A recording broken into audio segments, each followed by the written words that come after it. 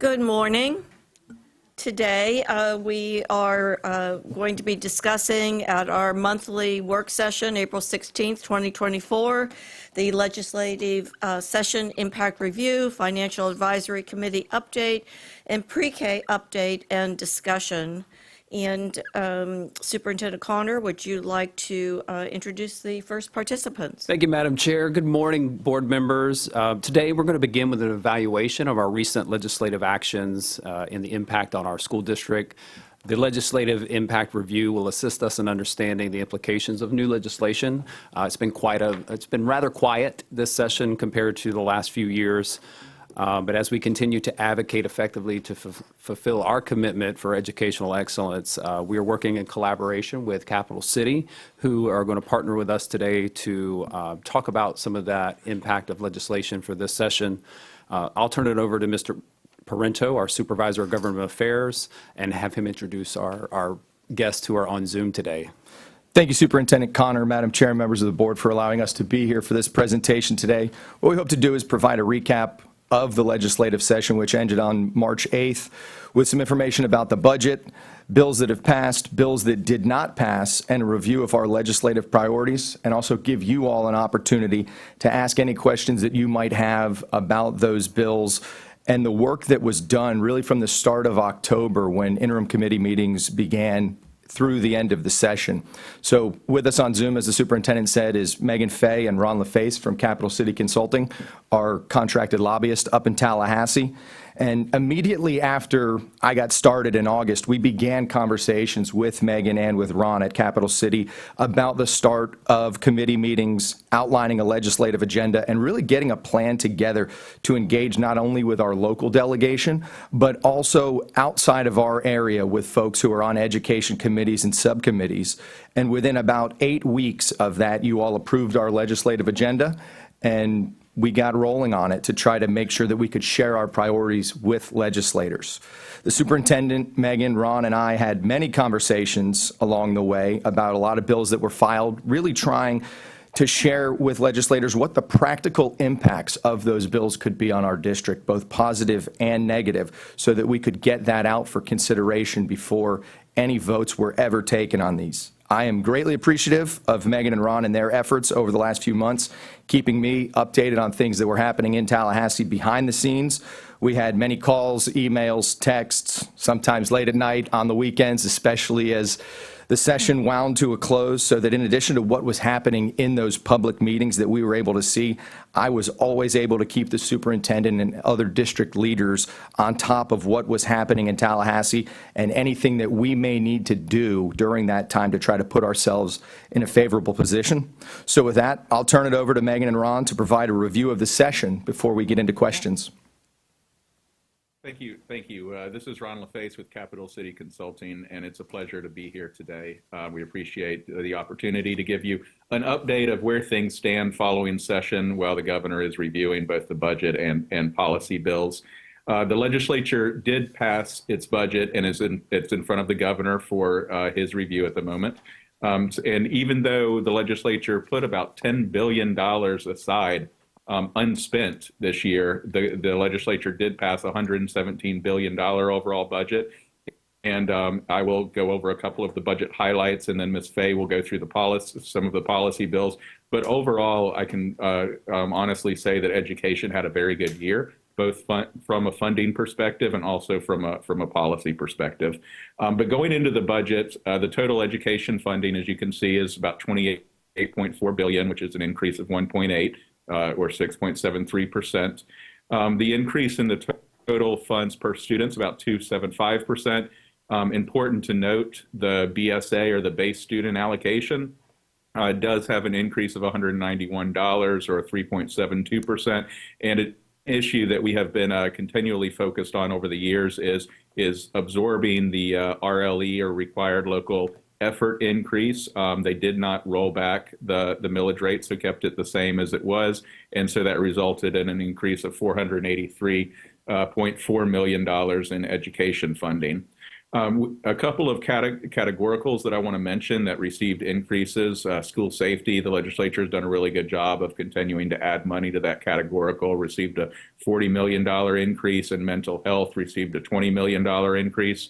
I do want to note the instructional personnel salary increase allocation, which used to be a separate categorical, but it has been somewhat collapsed into the base. But they did add an additional $202 million to the base for teacher salaries, either bringing them up to the minimum or adding additional funds to instructional personnel salaries. And then also always want to note that they did continue to fund the teacher classroom supply assistance at $300. A really important issue that I always want to highlight in this kind of universal scholarship environment that we live in is something that the legislature did starting last year and continued it this year, which is the Educational Enrollment Stabilization Program. And what this program does is it's designed in part to avoid public schools suffering from a per student proration if the legislature inaccurately estimates how many scholarships are going to be taken in the next school year. And this year they did retain that program and actually strengthened it a little bit. So basically they set aside funding in reserves in case more scholarships are taken than are estimated. And what they also did this year is, and Ms. Fay will highlight this in the implementing bill, which implements the budget, the legislature did require itself by statute to maintain the stabilization program and have at least $250 million balance forever in the future if the legislature does not estimate how many scholarships are going to be taken, so that a district's per student funding is not prorated. It is important to note when we have this discussion that this stabilization fund does not protect a district or keep a district whole funding-wise if a district student leaves the district and takes a scholarship. That per student funding would leave the district along with the student and go to the new school of his or her choice. But the fund does protect the per student funding amount for the students that remain in the district, even if there are more scholarships taken. So I know it's a little bit complicated, but there is a nuance there. But at the end of the day, it really basically backs the state estimates for the number of scholarships, so that a district's not going to receive less funding than expected on a per student basis. A couple of other items of interest. The legislature did fully fund the school recognition program at $200 million, which is a great bonus program and recognition program for district employees. Mentoring programs at $12.2 million. Did fund the school district foundation matching grant program at $7 million. It did fund a new school K-9 program at $3.5 million and put an additional $5 million into district threat management coordinators.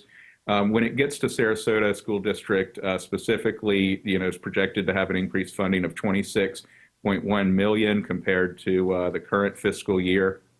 We did have a local project that you all are aware of that we worked on trying to get funding for the farm. We were not able to secure funds for that program this budget session. It is kind of an interesting way that the budget rolled out. I mentioned at the beginning that the legislature put a significant amount of cash into reserves, $10 billion that it didn't spend.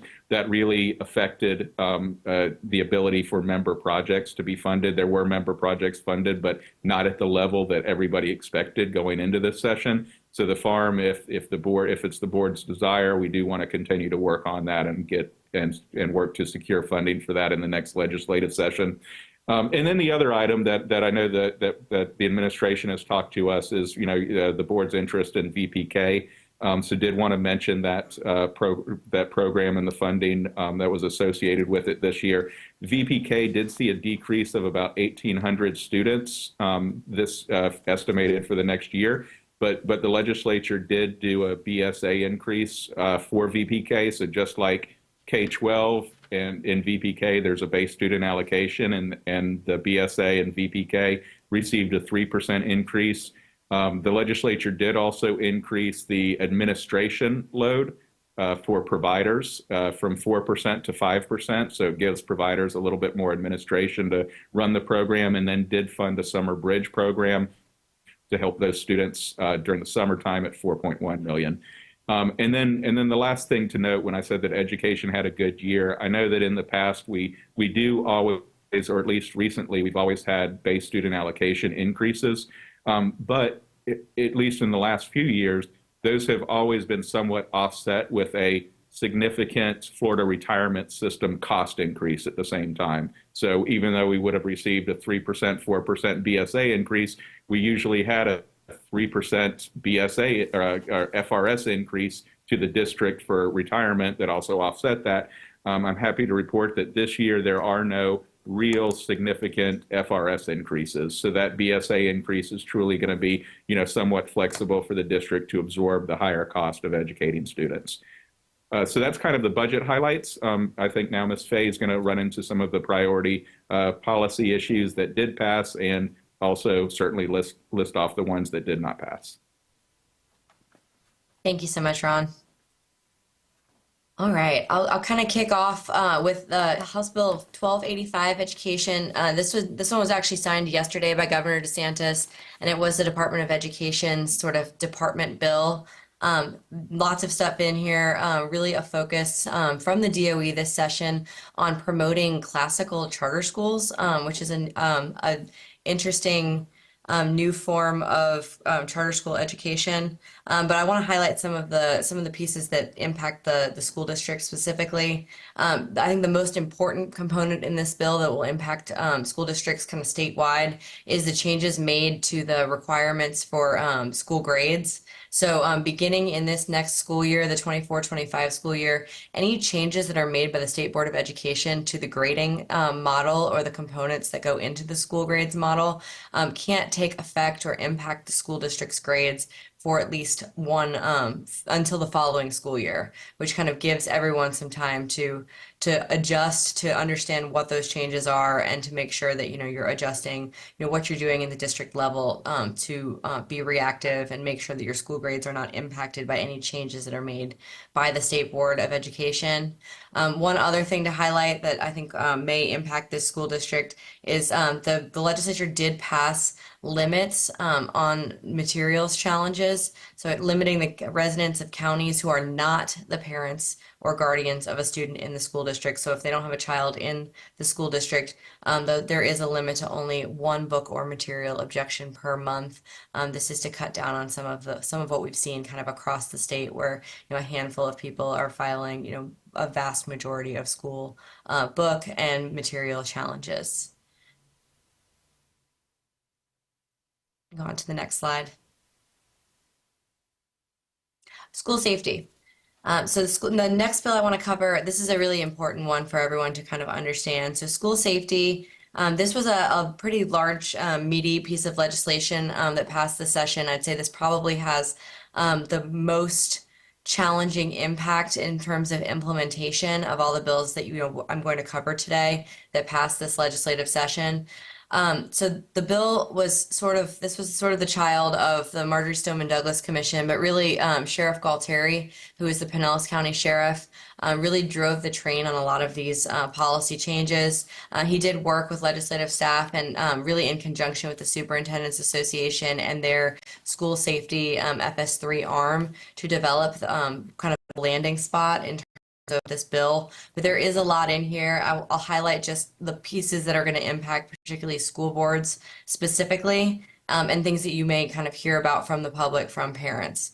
I'd say the biggest, probably, I'll call it not pain point or change, but something you'll probably hear about from parents, is that this bill does require on all school campuses, all gates and other access points to remain closed and locked when students are on campus, unless that gate or access point is attended or staffed by either school district personnel or some sort of individual who's been contracted with by the school district to kind of man that access point.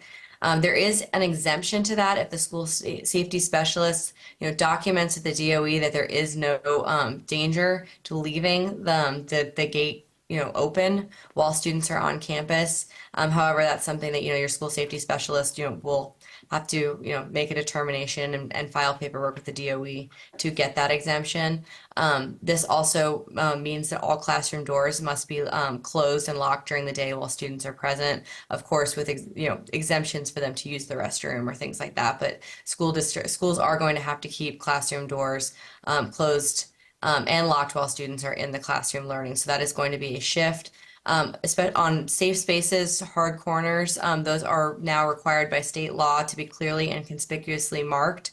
A lot of times that has been school board policy already, but this is putting it into state law and specifying that if there are teachers who are knowingly kind of disregarding some of these requirements, that the school board is required to have a progressive discipline policy in place. So meaning that, there is a more serious discipline for the second offense than the first, the third than the second. However, there was kind of a compromise position reached with the DOE. The DOE wanted to do kind of educator discipline if school safety laws had been broken at the DOE level, like at the certificate level. But the compromise at the end of the day was to keep that discipline local and with the principal, with the school board to make those decisions. However, that progressive discipline policy is required in law.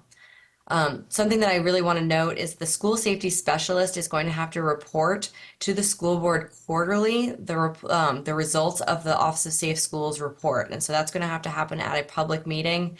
DOE is developing some more rules and kind of clarifications, I think, to how some of this is going to how some of this is going to sort of be rolled out and be implemented. I think one of the big questions there is whether or not that's going to have to happen at a public meeting or whether it can happen in sort of a closed meeting because of safety safety measures and not wanting to kind of reveal weaknesses to the public. That's something that has been a kind of a long-standing policy in the state of Florida.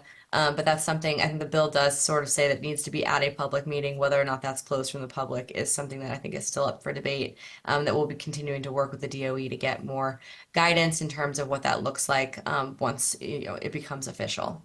And then the other thing that we wanted to note is that once a year, the school safety specialist is going to have to provide the school district and the school board with a report about each school in the district and the number of percentage of schools that are in compliance with all parts of this law. And so the school board, based on the results of this, based on this law, the school district and the school board should have a kind of more of a holistic view if you don't already have one, according to the law of, sort of if there are weaknesses, if there are schools out of compliance, which ones they are, and, kind of allow you to have that opportunity to take corrective measures. So with that, I'll move on to deregulation. And there's a lot of stuff in these bills, but I kind of want to take a moment to just step back and sort of provide kind of a global view of sort of the next 4 slides, which are all, they're the 2 deregulation bills. It's, Senate Bills 7002 and 7004. So these were priorities of the Senate President, Kathleen Passidomo. She rolled out actually 3 pieces of legislation. There was a lot in there when they originally rolled out in the Senate. A lot of really good deregulation efforts that passed the Senate and went over the House for negotiations with Speaker Renner and with the governor's office in terms of what was going to go into these final bills. I will say, since session has ended, we've had a lot of time for, perspective and to kind of reflect on sort of holistically how the session went for K-12 public education. And I will say that although some of like the big meaty changes, for instance, high school graduation requirements that did not make it into the final versions of these bills, some of those things, didn't make it across the finish line. Maybe the provisions that would have had the biggest impact on school district flexibility. However, there are a lot of flexibilities in these bills that will, kind of impact the day-to-day, but also just deregulation as the Senate's priority really, I think, stopped a lot of the new mandates. Every year we see a great number of bills pass in education. And most of those bills say school district shall, school district must, and have a lot of requirements, typically unfunded for school districts to implement. I will say kind of in light of deregulation, the Senate, so Senator Simon, who's the chair of K-12 education, and then the Senate President's office really took kind of the holistic view is we're not hearing that bill if it doesn't kind of fit in the spirit of deregulation. And so you'll see as I kind of run through some of the other bills that passed, one, that there are not as many K-12 education bills that passed this year compared to, every one of the past 5 years. And when you look at what has passed, most all the bills are permissive. So they allow the school board to make a decision whether or not they want to implement a new program, but it's not a mandate on the school district. And so kind of with that, I'm just going to hit a couple of like the really big points in these bills. I won't go through all of them because there are quite a bit of, I'd say there's a ton of like small changes that these two bills implement. In 7002, I think probably one of the biggest impacts on the school district from the school district and the school board perspective is that they make some changes to what may or what may not be included in collective bargaining. So trying to give school districts some more ability to push back against unions when they are negotiating. However, I will say to that spirit of permissibility, these are just things that the school board does not have to consider. If you choose to consider it, you still can. It continues to suspend the cost per student station limits on new construction. It eliminates the need for a education survey for being an educational plant survey and localized needs assessment submitted to the DOE. That's been something that school districts have been required to do, even though it's not really super useful for the DOE to kind of spend a bunch of time reviewing that. Better than the state does in terms of what are your local construction needs. And it increases the cap on day labor contracts per project. So lots of little changes in 7002. 7004 has a number of different changes, including changes to instructional materials. They modify the definition of adequate instructional materials to kind of give districts more flexibility in purchasing. And they also require the Department of Education to to follow a stricter timeline in terms of publishing their list of approved instructional materials, giving the school districts more time to know what's on that list. So for your purchasing decisions, it also, there was a compromise reached between the House and the Senate in terms of kindergarten through grade 2, whether or not parents have the ability in conjunction with the teacher and the principal to hold their students back. As most student retention could not happen until grade 3. But now that we have kind of the continuing coordinated progress monitoring starting, super early, like VPK all the way through grade 3, this bill really did open up some flexibility for students who have those deficiencies to be held back sooner so that they can be remediated and catch up before they reach grade 3 when I think everyone sort of understands that it's too late at that point. So lots of good stuff in there, but some of it is pretty nuanced, so I won't go through a ton of that with y'all today. So at that point, we can move on to the slide with the history of communism by Senator Collins.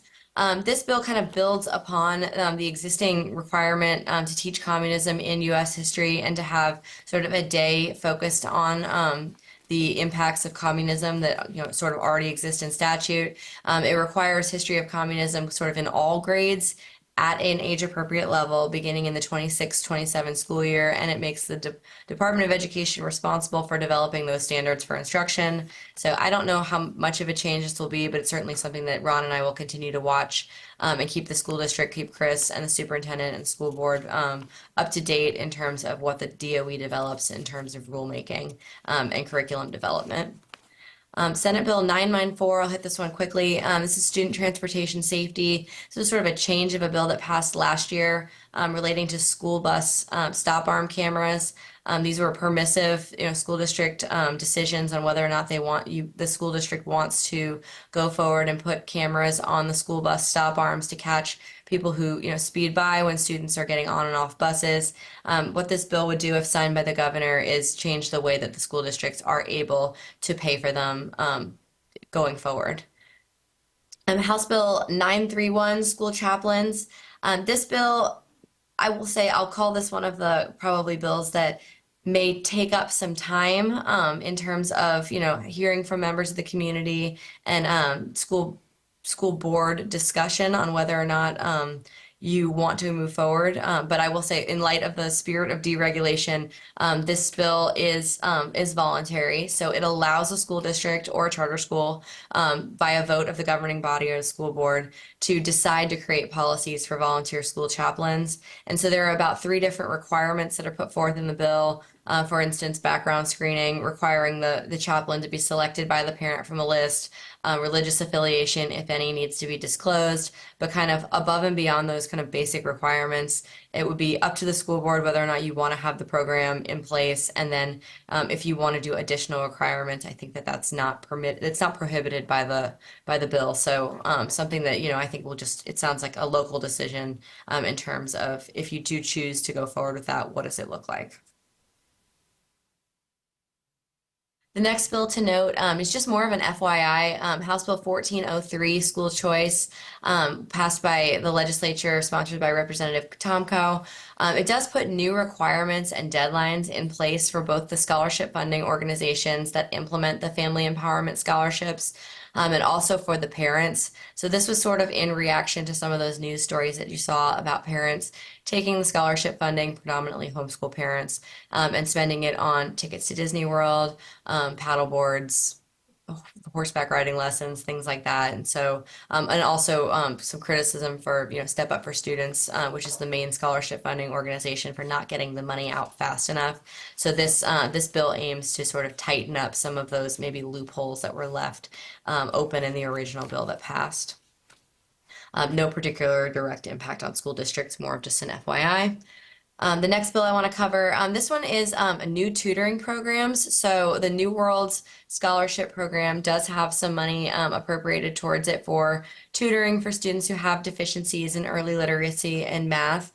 So it not only expands the eligibility for those tutoring scholarships to students who are in the VPK program, but it also establishes that the Lastinger Center at the University of Florida will be responsible for administering tutoring stipend money, which will be available to school districts starting sometime after the budget becomes official and the next fiscal year starts in July 1 for students in kindergarten through grade 5 who have that substantial deficiency in reading or math. There's really not a lot of specifics, honestly, beyond that are available to date, but Ron and I have great relationships with the leadership at the Lastinger Center at the University of Florida, and so we'll be sure to stay in close contact with them to figure out, how those tutoring scholarship funds will become available to school districts so that you can take advantage of that as it becomes available. The next bill on short-acting bronchodilators, which is a word I learned to pronounce just by watching this bill go through the legislature this session, has been signed by the governor. That's a fancy word for asthma inhalers, and so it allows public and private school students to carry and use their asthma devices on campus, and it allows schools to acquire and stock inhalers, I presume, in the school clinic. This is one I would just encourage staff to review to make sure that you're in compliance with the law, but that you can take advantage of those new flexibilities. The next bill on patriotic organizations. This is an interesting one. It defines patriotic organizations by linking to a federal rule that essentially provides a list of them. I'll provide that list. I reviewed it last night. It's a list of many organizations that I think everyone probably has heard of. I'll provide that list to Chris, but it's a federal rule. And then if you do choose to go forward with allowing patriotic organizations, you have to allow them kind of onto the campus to speak with and distribute materials or have displays within the school district. Again, this is the school district has the choice whether or not they want to take part in this program, but if you do take part in this program, then you kind of have to open it up to everybody. You can't discriminate, between patriotic organizations that are on that list. So just something that the school board will potentially want to discuss whether or not to move forward once the bill becomes signed. It has not been signed by the governor yet, so stay tuned on that one. The next 3, before I go on to bills that did not pass, are all bills. Well, the first 2 are bills relating to career and technical education. The first bill, which is sort of it's 7032 education, but it's really a creation of the GATE program. So this is sort of, I'll frame it as sort of a spin-off of deregulation, particularly the components that really wanted to move away from passing those high stakes tests for students to graduate high school. So requiring a student to pass the 10th grade ELA or the Algebra 1 end of course exam. This is targeted towards students who have already withdrawn from high school, so they've dropped out, and creates the GATE program and then the GATE Scholarship Fund to kind of target those students, try to re-engage them and get them back not only to earn some sort of either their standard high school diploma or an equivalent, so their GED, but also at the same time so they can earn some sort of workforce credential, so that they can go into the workforce and be successful and have some skills. So this was really one of those things where within the dereg package, I would say this was one of the things that was the most important to the Senate President, and the Speaker of the House just would not move on anything related to, in effect, reducing accountability in terms of high school graduation requirements.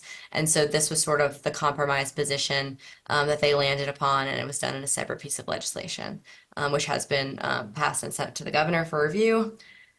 Senate Bill 917 kind of builds upon more career and technical education focus of the state, kind of requires, I believe, the REACH office, which is run through the governor's office, to develop sort of a statewide dashboard of what's available in terms of a CTE perspective, requires school districts to promote CTE opportunities and career and industry networking opportunities in addition to the traditional career fairs and higher education fairs.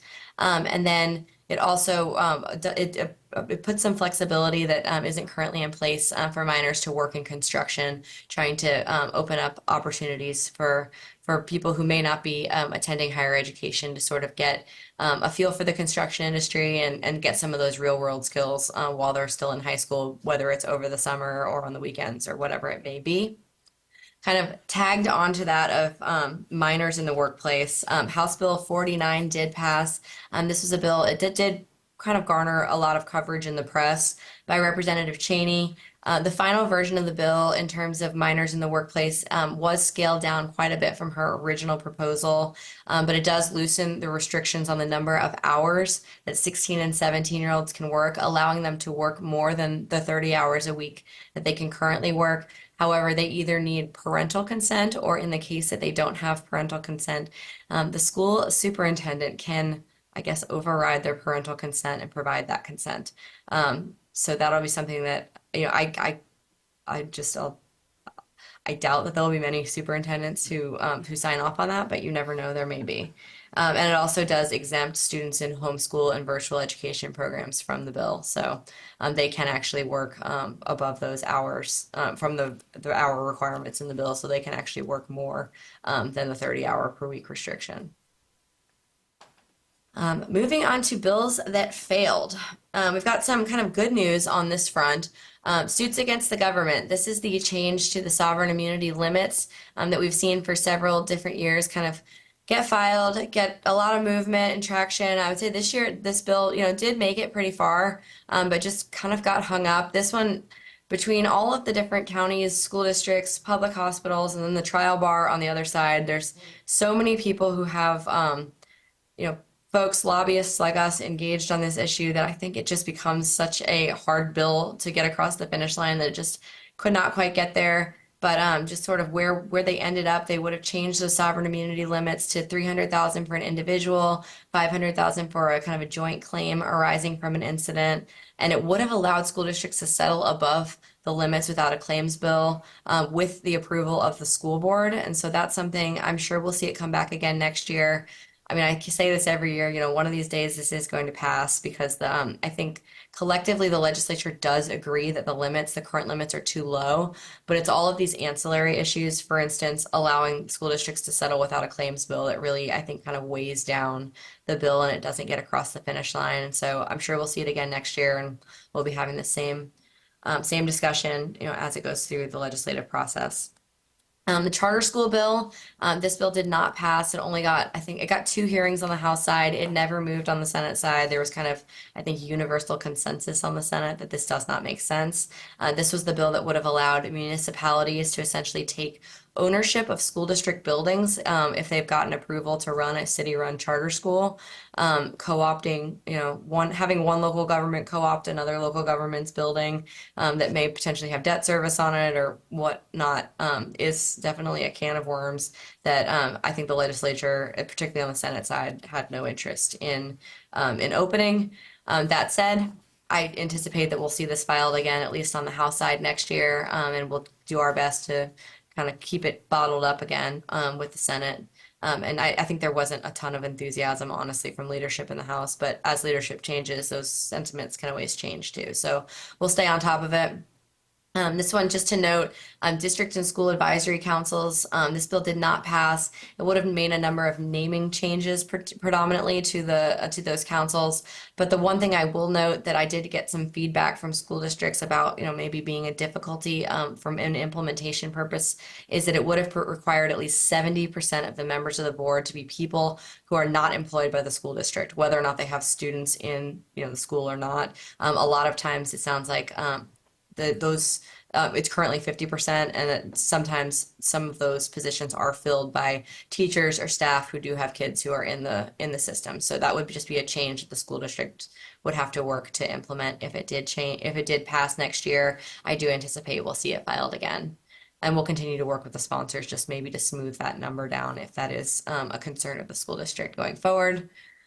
Senate bill, last one I want to cover, Senate bill 734, government accountability. This was one that Senator Broxton and President Pasadomo kind of bottled up on the Senate side too, kind of in the spirit of deregulation. This is would have been another mandate kind of on how school boards could do business, putting kind of some handcuffs on the ability for school boards to renew or extend superintendent contracts and school district general counsel contracts. So one of those things, I think they decided to kind of let the status quo, let local choice stand. So if we see that again next year, we'll kind of continue to work those angles of letting y'all have the final say. And with that, that is the end of bills that passed and did not pass. And so at that point, Ron and I are open for questions. And just real quick, Board, before we get into questions, briefly, I want to go over a recap of our legislative agenda from this year. Megan and Ron highlighted a number of the funding items at the beginning and what we pushed for that did eventually make it into the budget. On pre-K, we had asked for that full-day option, but that didn't gain any traction. There were two bills that were filed, one in the House, one in the Senate, but neither of them even received a committee meeting. But as they mentioned, there was a VPK funding increase. If that's something that next session we want to bring back, it might be maybe we make that push for an additional hour and start there and see if we can take small bites of that apple before a full day option. Both the Safe Schools and mental health assistance allocations received increased funding. We did not, on the instructional programming, get any legislative guidance. However, we don't know if the DOE over the next few months will be providing any guidance. They've got a few meetings coming up over the next few months. We highlighted a lot of the deregulation items that did provide additional flexibility, waivers, and certification information relating to teacher recruitment and retention. So we will have that additional flexibility. And it's also worth noting that Senate President Pasadomo will be back next year. Her term as president is over, but it was talked about at length after these bills were finalized in both chambers that this was a good beginning on the deregulation, but we do expect more items to be coming back next year. And I can tell you that from our end in-house, we have already spent considerable time going through these bills, looking at policy changes that were going to be needed, starting to work through those, working on procedure updates that we'll need as these get signed, especially as it relates to 1473 on school safety, to make sure that we're able to get these items to you in a workshop over the next couple of months so that we can advertise them and get them approved either prior to the start of the school year or right after the school year begins, just to ensure that we're in compliance with all of this new legislation that has passed. And with that, Superintendent, I'll turn it back over to you if you have any comments before we get into questions. No, we'll move into questions if, Chair, you'd like to move there. Sure. Any questions, comments? Mr. Enos. Well, good morning. This This is more for, I know that anytime we talk about school safety and some of the bills, there were 3 different ones on there. One of them, in reference to the Florida Schools K-9 program, that's actually for business partnerships that want to sponsor a K-9. That school police department doesn't have a K-9, and nor do I anticipate us having a K-9 due to it's an extreme labor-intensive product, is the best way to put it.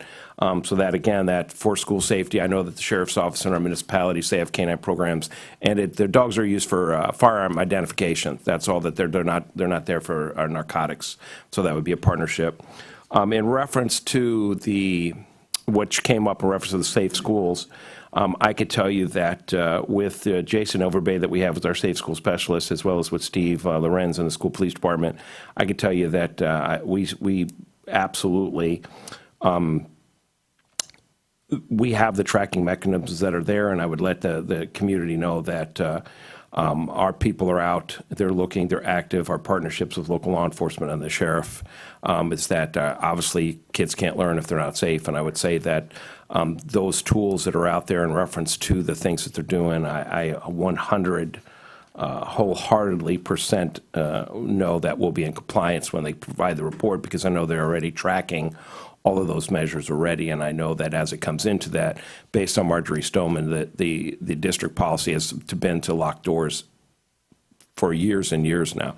I know that there's some issues that have been brought up, but I know that they're making attempts and make sure that we're 100% compliant. So with the MSD Commission and the guidelines, we're doing these already, and I know that, again, it'll come back is that they already have the mechanisms, and it'll be great to see the report just to make sure that everybody knows that we've been in compliance on those things.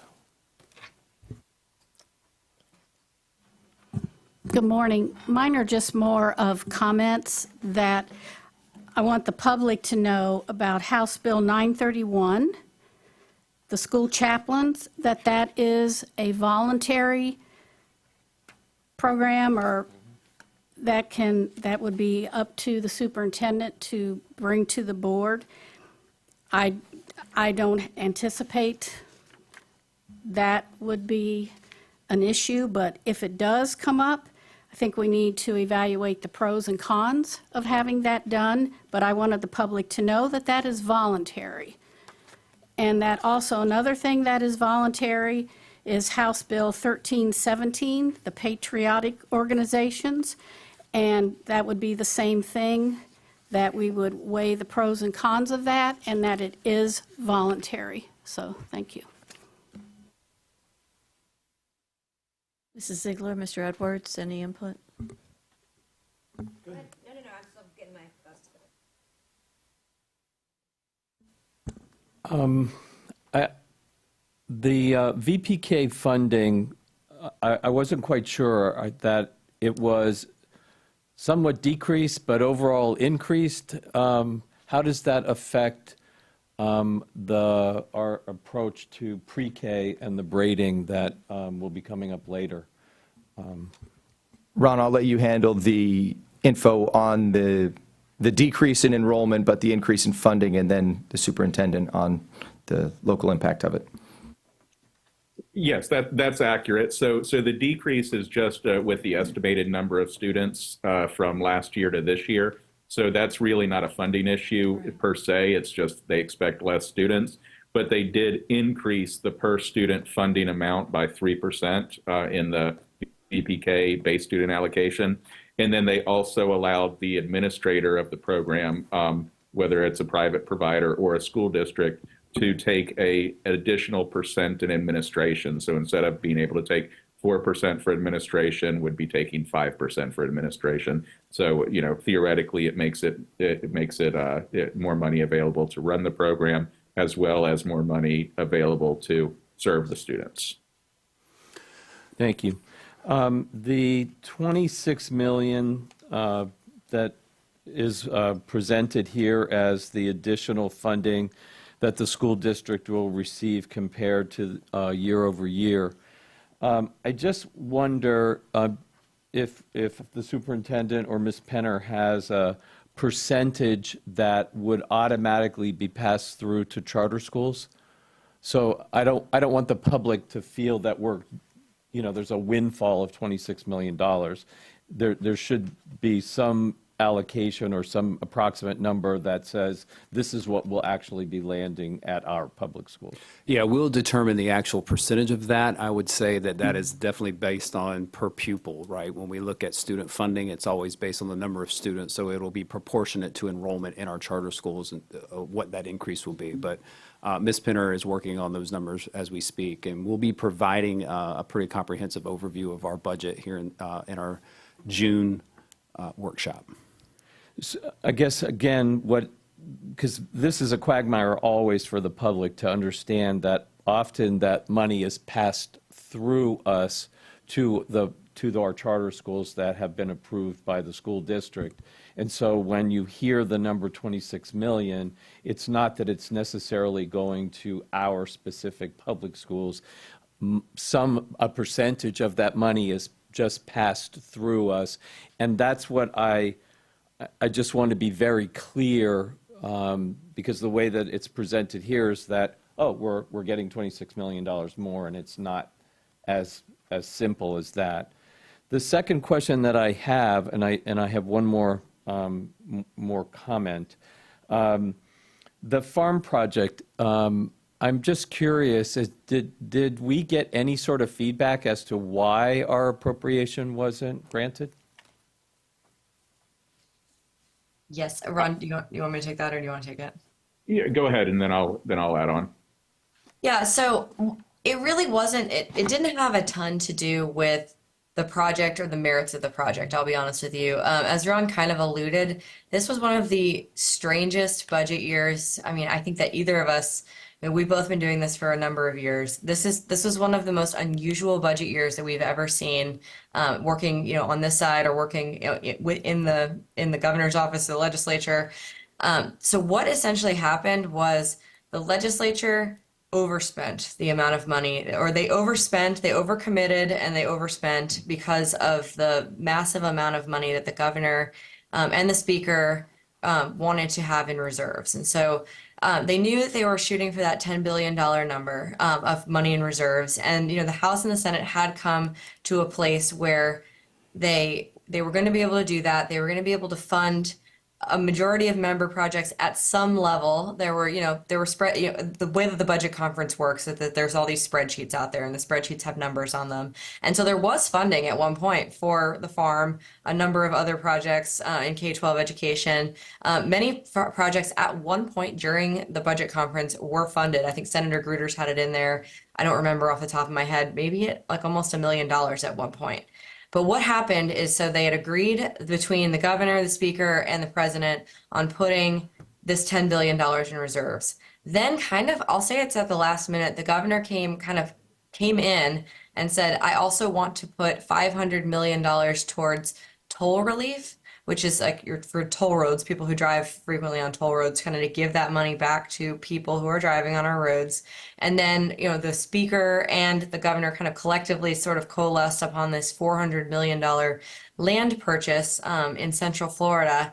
And so at that point, they had truly overspent. And so it was something like we've never seen before, Ron or I, where sort of the next round of offers from the same chamber where there was money, that money was pulled back and there was zero, because the only place that they had to look to find, all this additional money was in local projects, because they have to fund, they had already kind of agreed upon the FVFP, they have to fund Medicaid, they had to fund transportation at a certain level. And so really, like, the projects were the discretionary funding. And so, Representative McFarland, who is our sponsor on the House side, and also Senator Gruters, I mean, they both, I will say, did not hold anything back. If anything, Representative McFarland tweeted publicly at the House Appropriations Chairman, making a joke about how some donuts looked like budget zeros to her, because there were just a lot of hard feelings, honestly, really from the membership to the leadership about the fact that, they weren't going to be able to bring much home to their districts this year. And unfortunately, this was one of the projects that, it had money and then it became a zero. And we tried until the very end. Our sponsors tried until the very end, but we'll have to come back next year and try again, because there was no there was no ability to put money back into the project.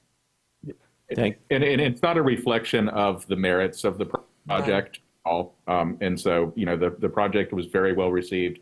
As Ms. Fay mentioned, it was initially funded going into the budget conference, and then we had some unique circumstances happen that took out a lot of local projects and similar to ours. So we're not unique in that sense at all. And like I said, it has no reflection on the merits of the project. Well, thank you for that explanation, because it just was a little confusing to me because there's such an advancement of CTE education, and this farm project of ours is right in that lane. So I appreciate that the answer to that. Ron, you and I talked about this probably about 6 months ago, and I'm hoping that we can take the opportunity to spend a few minutes with this board to explain what the consortium is and how beneficial it can be, particularly to something like pre-K and VPK initiatives that were already on our own Sarasota legislative agenda. Would you mind doing that? Can you give me a little bit more on the consortium you're referring to?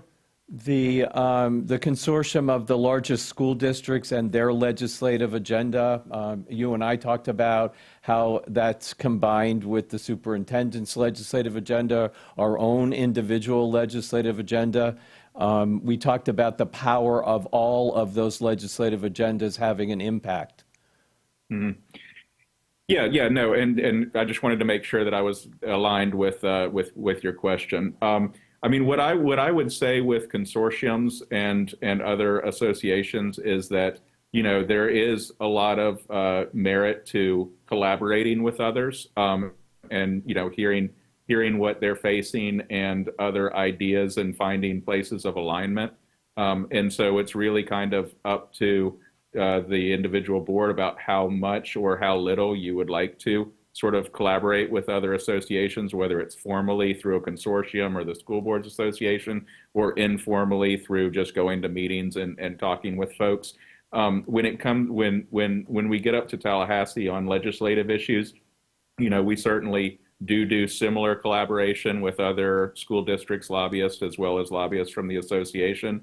And then, I'll try to somewhat coordinate on issues of alignment, but there are certainly issues that we differ on, with other districts' priorities, as well as, other districts', funding situations. And so, we just kind of, my recommendation is always, to keep your ears open, and to the extent that you, want to include yourself or put resources towards, and when I say resources, it's not just money, it's time and effort into working with other, like-minded and aligned groups. There's always merit to that. I'll just close with this, that it appeared that our own Sarasota legislative agenda, along with the superintendent's legislative agenda, the consortium legislative agenda that we did not participate in, they were almost 99.9% in alignment. And when you're working as a school district to try and advance pre-K and VPK, the more, the largest school districts, more legislative oomph that you can give to Tallahassee about the importance of something as particular as pre-K and VPK. And that's really what you and I had talked about, Ron, and I was hoping you would be able to more effectively explain that. But I think that's the end of my conversations. Mrs. Ziegler. Thank you. Well, thank you. On the farm project, thanks for highlighting that, because I think a lot of us were disappointed, and I know this board collectively all agrees that that's a great priority and something that we could highlight. I know as a board, we'll talk about from a capital project standpoint for this year, but looking into next legislative session, prior to that, I think if we could get maybe Senator Albritton and even like the Commissioner of Agriculture down in advance with our local members, if we can organize that to have Mr. Jennings or Mr. DiPillo and Mr. Connor to walk them through that so they can see it in real time. It's hard to not get excited about that, and hopefully that'll put us in better footing. When's the session next? When's next session? Is it early? It's a late session, so it'll be March of next year. Okay. That'll be here before we know it. Right, no doubt. So I just want to put that out there is that I, as one board member, and we should have that conversation, but moving forward to continue that priority, and thanks for the work on that. But maybe strategically trying to put it in better footing. Although I don't know. I don't know if what happened this year is going to happen again. Hopefully not. You mentioned for HB 1317 patriotic organizations, Mrs. Marinelli, thanks for those comments as far as it being voluntary. Mrs. Megan, can you send us the list of, because I have no idea what we're talking about, if we can get those just. Yeah, absolutely. Cool. I'll send it to Chris and he can send it to everyone. Perfect. And then I don't think this has any bearing on schools, but the social media bill obviously had a lot of discussion. Did it end up at age 16? What was the final? Did that get signed? I don't even. It did get signed. Okay. That's one. I think it did end up at age 16. Let me double check. And there was, yeah. No, it's 14. No, it's age It was 14. 14. Okay. Yeah.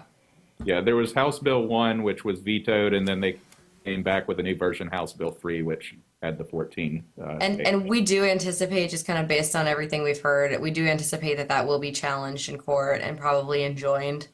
So I would say, kind of listen to the district general counsel. It doesn't, to your point, it doesn't have a direct impact on the school district, but certainly social media use is something that teachers struggle with every single day. Right. So, and I'm just going to use that as one more opportunity as a board to say we could look at our current policy and maybe go another level forward, not relating to that legislation, but enhancing ours and leading the state as we look forward to.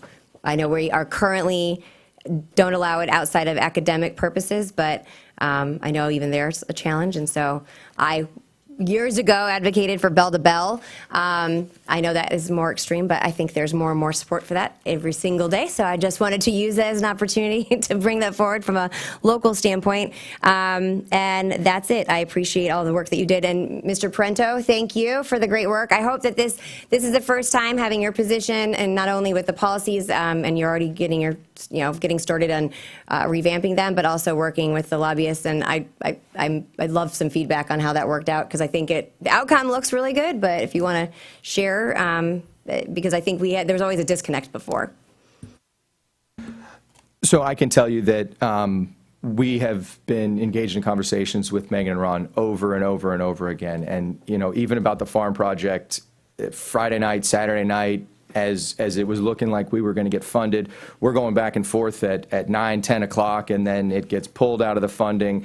And Ron says, hey, I'm still downtown working on this, trying to fight for that project. And I know that Representative McFarland and Senator Gruters were doing the same things in their chambers, trying to make sure that that we get this information. And relating to the partnership with us as a district and with Capital City, we've already begun discussions on providing a way for us to evaluate each other and say, okay, we've established this year as a baseline with a new direction and a new relationship of expectations, but where do we go from here? How do we make sure that we're taking these next few months as a district and utilizing our resources and their connections in Tallahassee to make sure that we're meeting with the folks that we need to be meeting with, so that over the next 6, 7 months, we're able to keep advocating for ourselves. Even if things didn't get in this year, we can keep pushing for them before people even start developing potential legislation for the next session. So making sure that we're using our voice to be a leader across the state, and if something is of value and importance to this board and the superintendent, that we're out there pushing for it as actively as we can, and allowing Capital City to give us feedback on things that we can be doing better, things that maybe other districts are doing that we're not, so that we make sure that anything we can be doing to benefit ourselves, our staff, our students, and our families, we're taking advantage of that. Thank you again. I appreciate it. Seeing no further questions or comments, I just want to thank you, Chris and Megan and Ron. Excellent presentation, making legislative updates very clear to the board and the public as well. Well done. Thank you. Superintendent Connor, we'll be moving on to the Financial Advisory Committee update. Would you like to introduce? Thank you. As we transition, I'm happy to have our Financial Advisory Committee, along with our CFO, Bonnie Pinner, come up. Our Financial Advisory Committee is comprised of community and business leaders and has been instrumental in overseeing our fiscal practices over the years. Their oversight has been very important to us. Their accountability to taxpayers and the testament to the dedication to transparency is always paramount. I'd like to introduce Pam Truitt, the committee chair for the Financial Advisory Committee, and Ms. Bonnie Pinner, our CFO, who will be providing their annual update. And you may begin. I'll hand it over to you. Thank you so much, Mr. Connor. It's a pleasure to be here and nice to see the board members. And I can't tell you how many notes I took on the legislative update. Perhaps we could have at our next Financial Advisory Committee the staff person to come and talk to us about that, because I think there's a lot of implications throughout the district for that. Thank you, Bonnie, for helping put this annual report together. We made some substantial changes. I also want to introduce one of our committee members, Taylor Collins. Taylor's been on our committee for a couple of years now. She is a proud product of the Sarasota School District, went off to do her college elsewhere, came back, got involved in our family business. Now she owns it. And has a child in the Sarasota District Schools. So thank you, Taylor. I do want to start off, and I know I reviewed this with all of you last week, so I got some things to add. I spent the weekend thinking. I'm a noodler. Your questions prompted some of my own curiosity, which may or may not be welcome.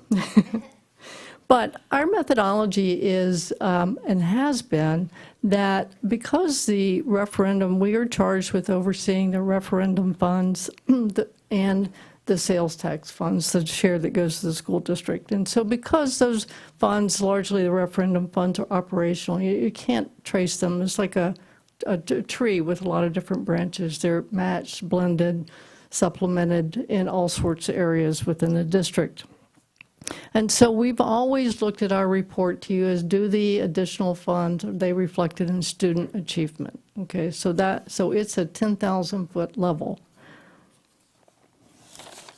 So on the second page, you will see our current members, which I want to thank you for the appointments. I believe we have a very strong group right now, very engaged, and we've had several meetings already, some great input from some of our newer members, and I appreciate that.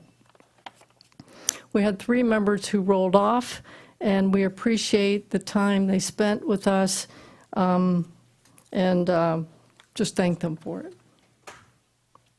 And so we have the current language about what does the Financial Advisory Committee do. And as you can see, and it's highlighted at the very end of the ballot language, the current ballot language, not the proposed ballot language, expenditure oversight by an independent Citizens Financial Oversight Committee. And so, yes, we are a quasi product of the school district. We all have school district email addresses. We operate under school district procedures, but we are all citizens.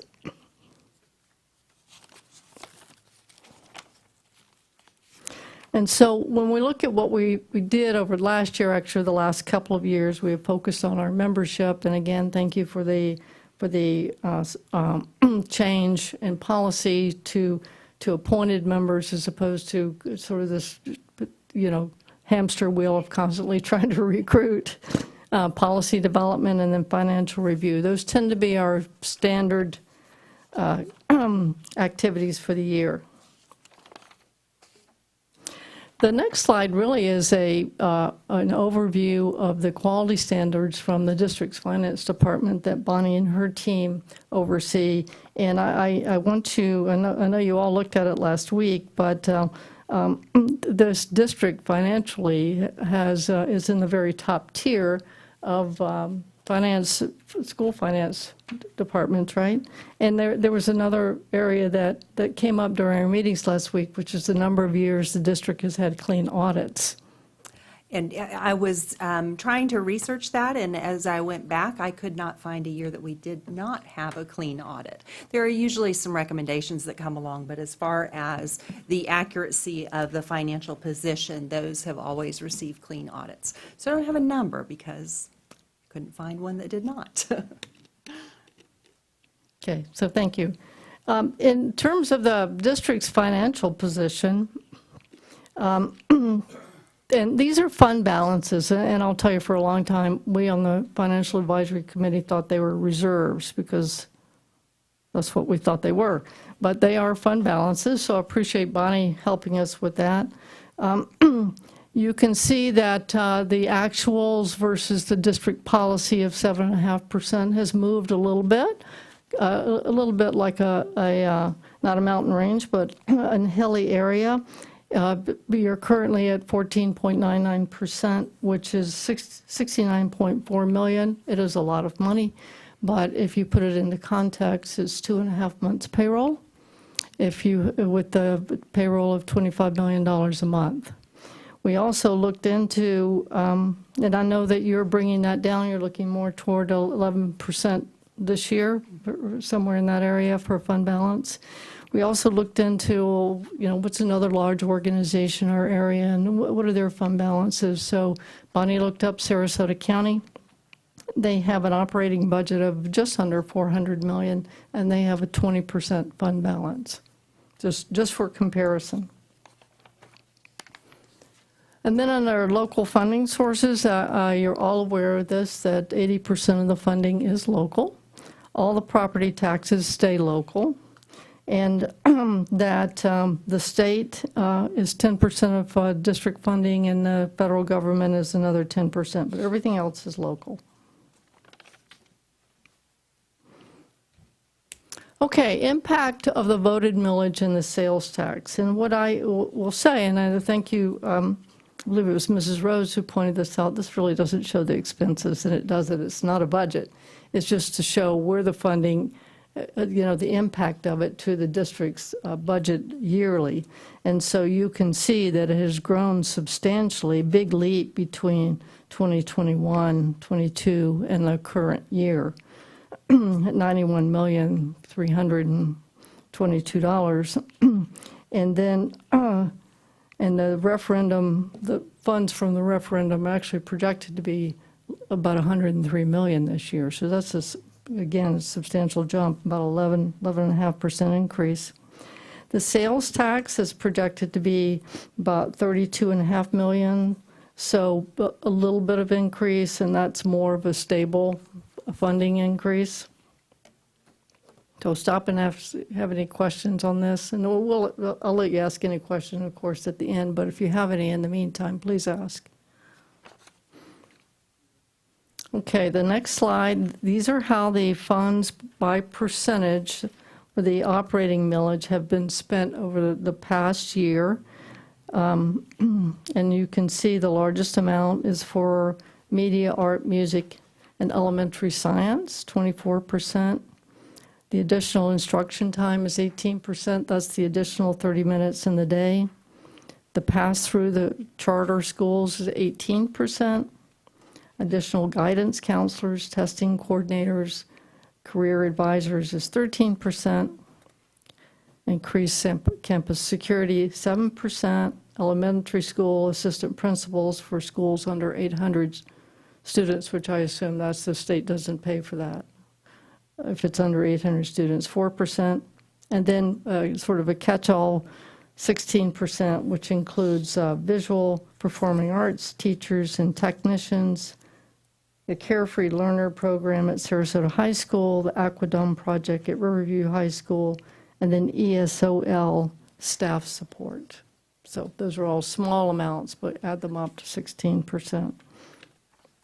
So just as a note, and I appreciate Bonnie helping me understand this, the state funds a full day, and so districts without additional funding have to figure out how to include these great programs that we have in our district without the additional funding. Okay, on the sales tax, the last time the sales tax was approved, well, it was just a couple of years ago, but since 2010, this is just large categories of how the funds have been spent on sales tax. And, right now you're looking at about $32 million a year, which probably wouldn't fund a wing on a school, given the increases in construction, inflation-related increases. District-wide technology upgrades, $65 million. That is a huge number. Renovation of buildings 4, 5, and 42 at Sarasota High School, $17 million. Vehicle and school bus replacement, $15 million. HVAC renovations at Venice Middle School, $12 million. So lots of other things, but those are just large areas. Okay, educational quality.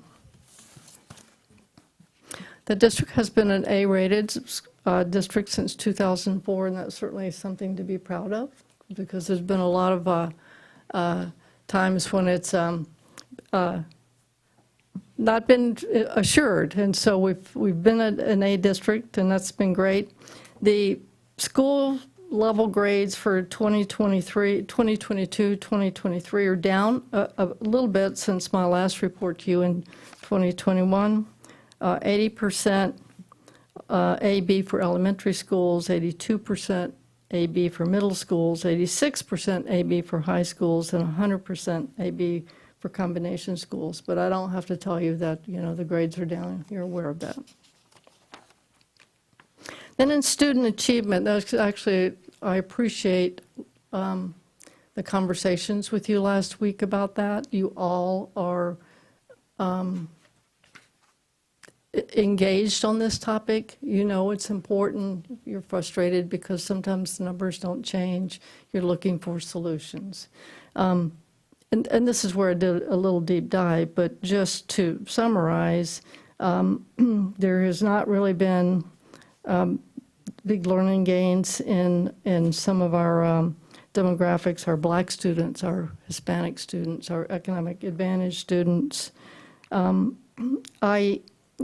fact, if you look at I went back, I have the 2000 and maybe 14 financial advisory report to the board, which has the same graphic in it. And in that, it included the 2001 number. So I looked back at that, and there's really not been a lot of change. But I'll tell you, it's not a Sarasota problem. It's a state problem.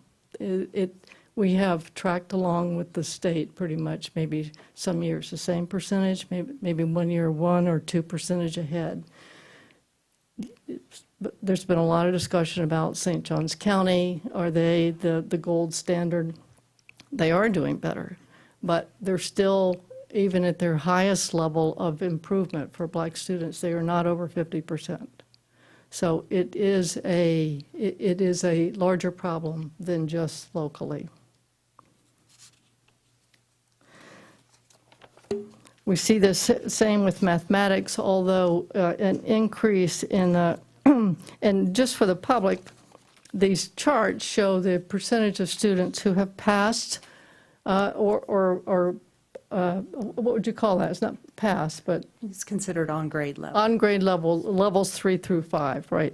So the students that would not be on grade level, for instance, in the English language arts, just look at the total students for English language arts would be in 2018, 34%. In 2023 would be 41%, just total.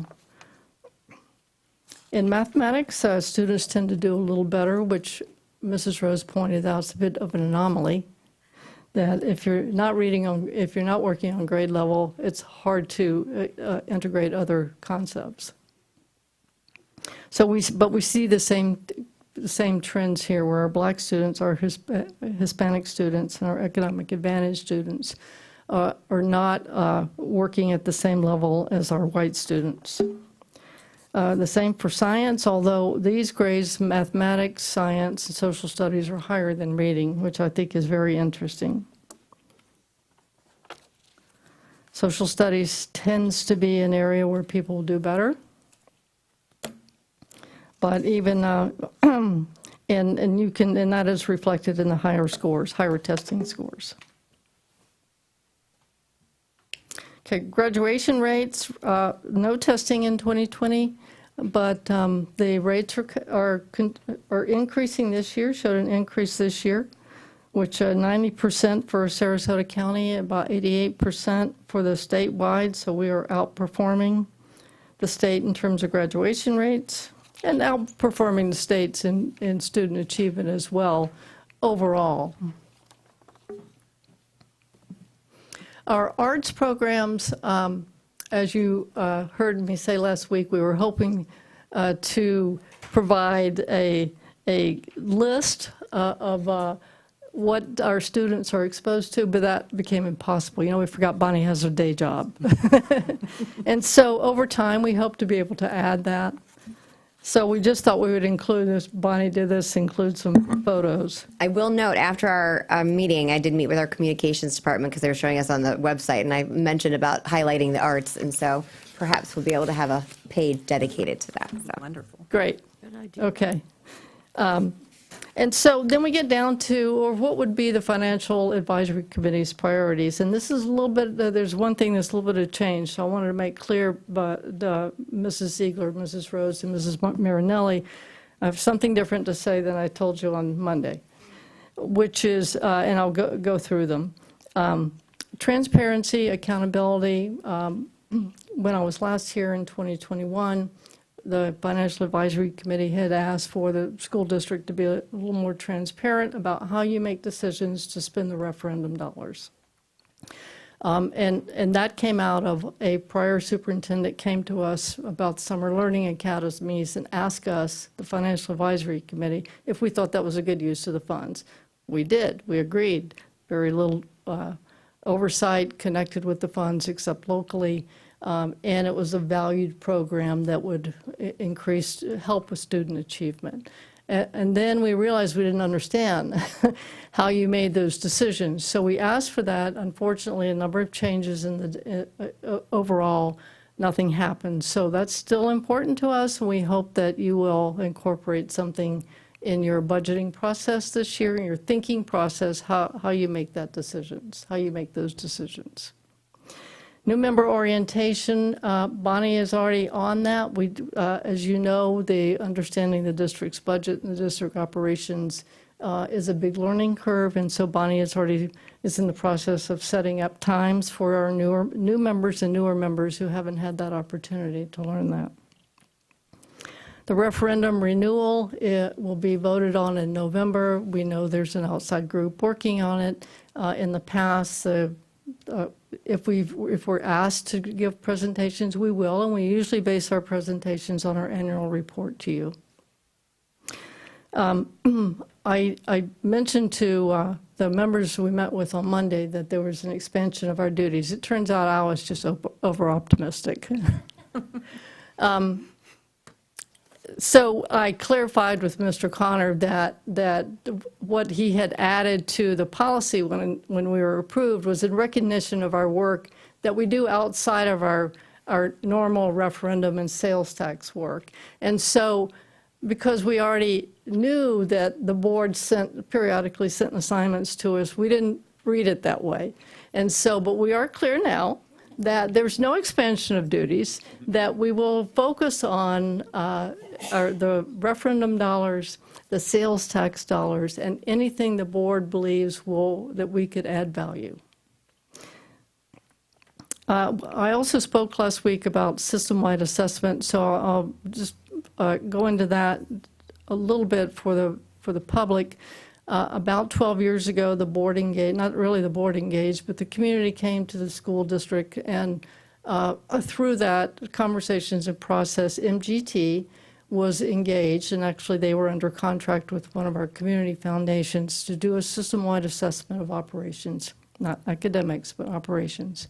It came after the last recession. It was really to right-size the organization for the future. So it's been 10 years now since the report was finished, and I think, or 12 years, and I think that given the district is operating in a completely different set of circumstances, now you have universal scholarships. You have additional state funding, some of it tied to mandates. You have you have changes in student demographics. You have significantly more dollars available through the referendum. You've had a lot of disruption at the senior leadership level and at the board level. And you've had, the healthcare, self-funded healthcare system has made sense in the past. Does that make sense in the future? The same with the police department. So, and teacher compensation packages, how does all of that fit in? And so Financial Advisory Committee think that the board or the district would be interested in doing something like that again. I've talked to Mr. Connor about it. He's certainly interested, and individually you all signaled that you would be interested too. It would be something that, you'd have to look at the areas that you felt were important, do a scope of services, go out for a request for a proposal.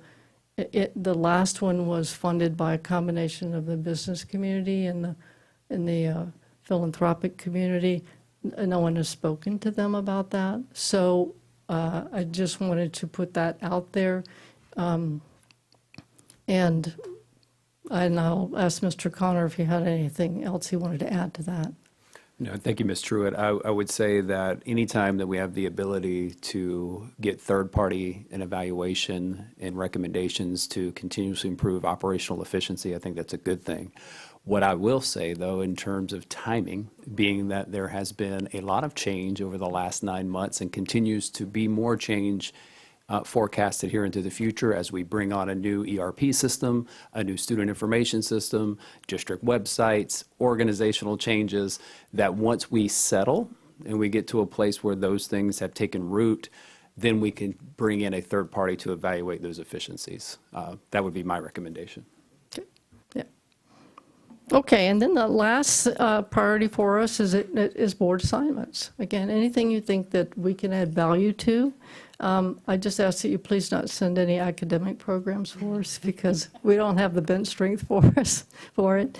But anything that has numbers attached to it or strategy attached to it, we would be happy to assist the board in any way. So thank you. Any questions? Seeing no questions or comments, very well done. Thank you for all your years of volunteering on the Financial Advisory Committee. Pam Truitt, you've been wonderful, and thank you for your colleagues for being here. Appreciate all of you. Okay, thank you so much. Oh, before you go, I do, yeah, I'm sorry, I didn't know if we were going to go, sometimes we go around. So I want to echo, thank you again. You have served on this committee for a very long time, and I think, again, I like to remind the public it is voluntary, but it is a lot of work, and I really genuinely appreciate your subject matter expertise. One of the things we talked about, going to your statement about the transparency piece and really a strategy of the referendum dollars, it being difficult because it's in the general fund, but that having some kind of priority or something that the board would agree to, so that I think also in selling it and even from the transparency and accountability standpoint to the public of agreeing on what are our priorities and timing it through the budgeting process, which also makes aligning the time frame of when the frequency is that the advisory board meets, and I think that would behoove us if through the superintendent and the board can highlight what that is. I think timing-wise, you're completing the strategic plan, and we look at the budget process. I'm going to use, we talked about this with something simple, and I use reading as an example, so just for sake of conversation, prioritizing what we want to see so that we can reflect back in 2 years and 4 years, what have you, and say this is really what we were able to do because we invested or did whatever that is. I think before we are able to list that out, I think the arts has certainly been a priority. That's where it started if you go back historically because of the cuts in the recession.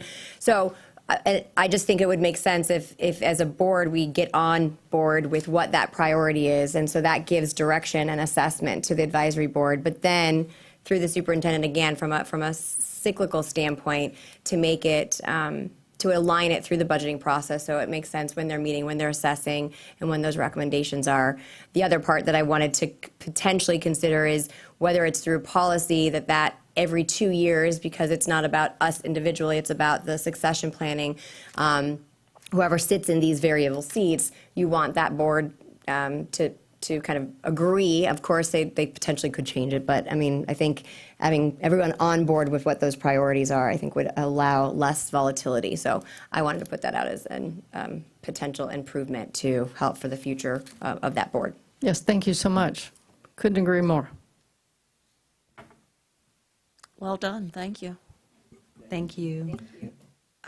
Does anyone want a break, or are we ready? We're early to go on to the pre-K update discussion break. Okay, we'll take a 10-minute break, and we will resume at 11:35, please.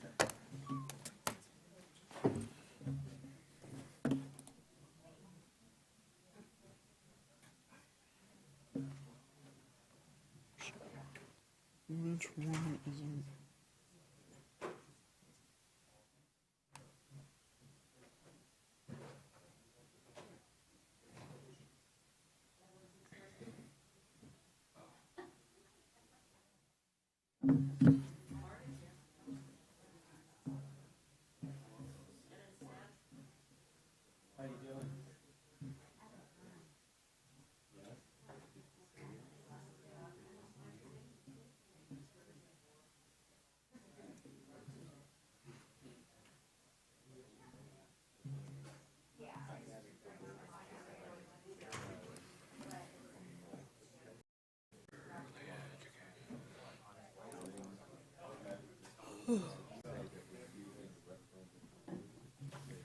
Isn't it Control L?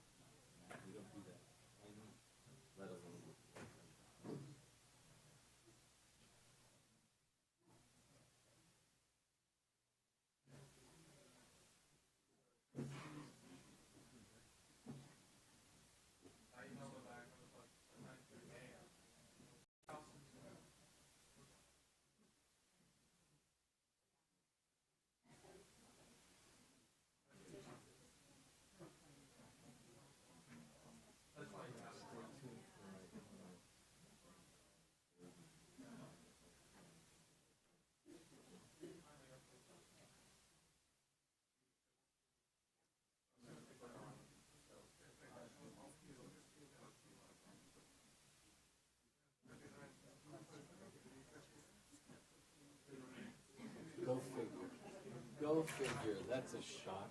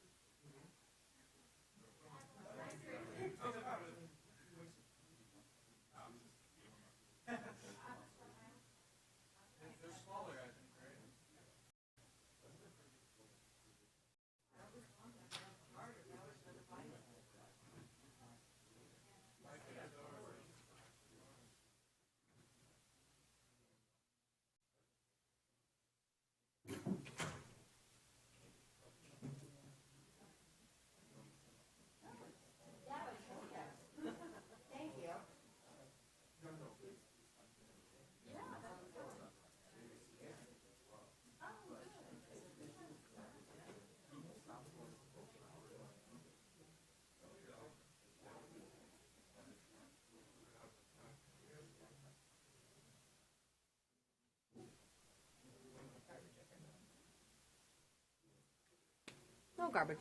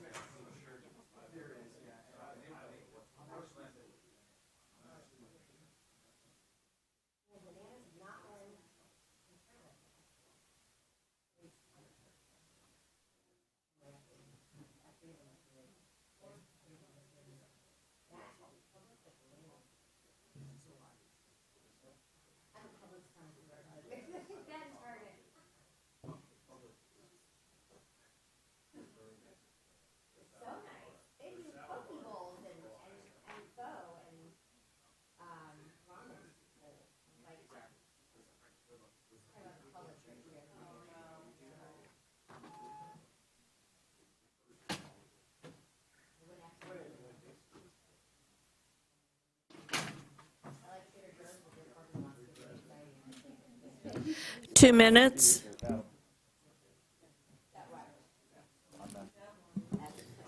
I turned on. No, I just wanted you to know that I turned it on.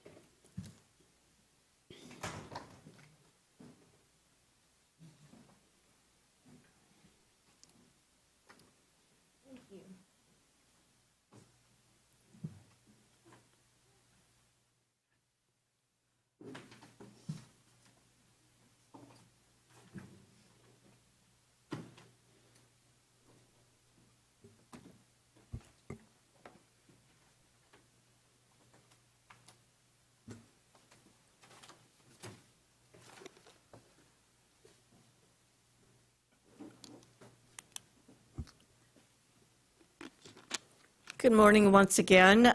We are returning from a break to our April 16th, 2024 workshop, and we will proceed with the pre-K update and discussion.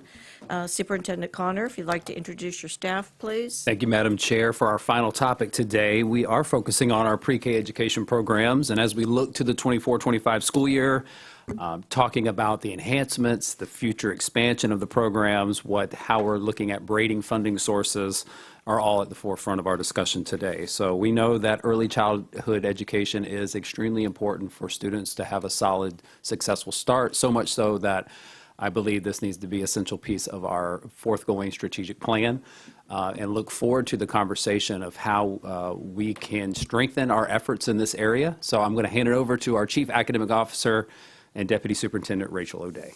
Yes, thank you. Good morning, Superintendent Connor and board members. We're happy to be here this morning sharing updates as it pertains to our early learning programming. I do have here with me as well Director of Preschool Tracy Cardenas, who we will be co-presenting this morning. And then if we do have any specific funding questions that may fall beyond our purview, we do have our Chief Financial Officer, Bonnie Pinner, who's available for questions at that time as well. But just going back to what Mr. Connor said, obviously the importance to early learning programming, Sarasota County Schools and this board has made it a priority priority to ensure that we have these options in place, and if anything, we are strengthening those options. And I want to remind the community how important early learning programming is. The research is clear that the first 5 years of a child's life is the most critical for their development, and starting kindergarten strong and ready to enhance those academics and to engage with our teachers and our school community is critically important to their pathways to graduation and post-secondary pathways as well. So we're going to take a little look at that and look at the Florida Department of Education and their research as it pertains to being kindergarten ready. And as you can see, this slide further illustrates what happens if you're not ready for kindergarten and the propensity of dropping out and not making it to either graduation or post-secondary pathways. The further behind a student is, the higher probability that that goes. And what's most concerning about this information is that doesn't even look into the other factors that come into play in a child's life, like attendance, illness, trauma, tragedy. This is just if I'm not ready when I'm in kindergarten, what can happen and how that can change my path, not in the direction that we want as an organization. The next slide, again, is now talking about our minority or low-income population and how that continues to be even more difficult for those students.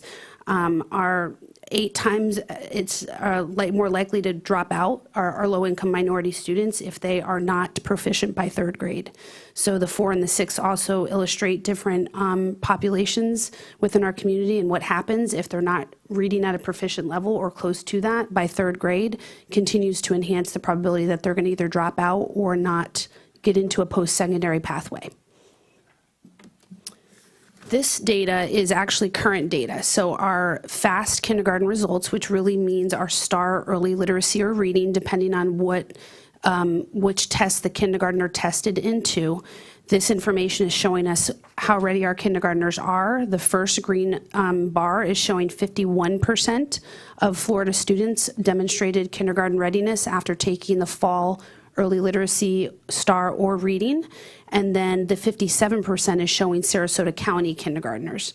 And then the 68% is showing if they attended VPK early learning programming, how that further enhanced their ability to show that they were ready to continue to progress in kindergarten. So again, demonstrating the need for this early programming to be a very important factor in our education system.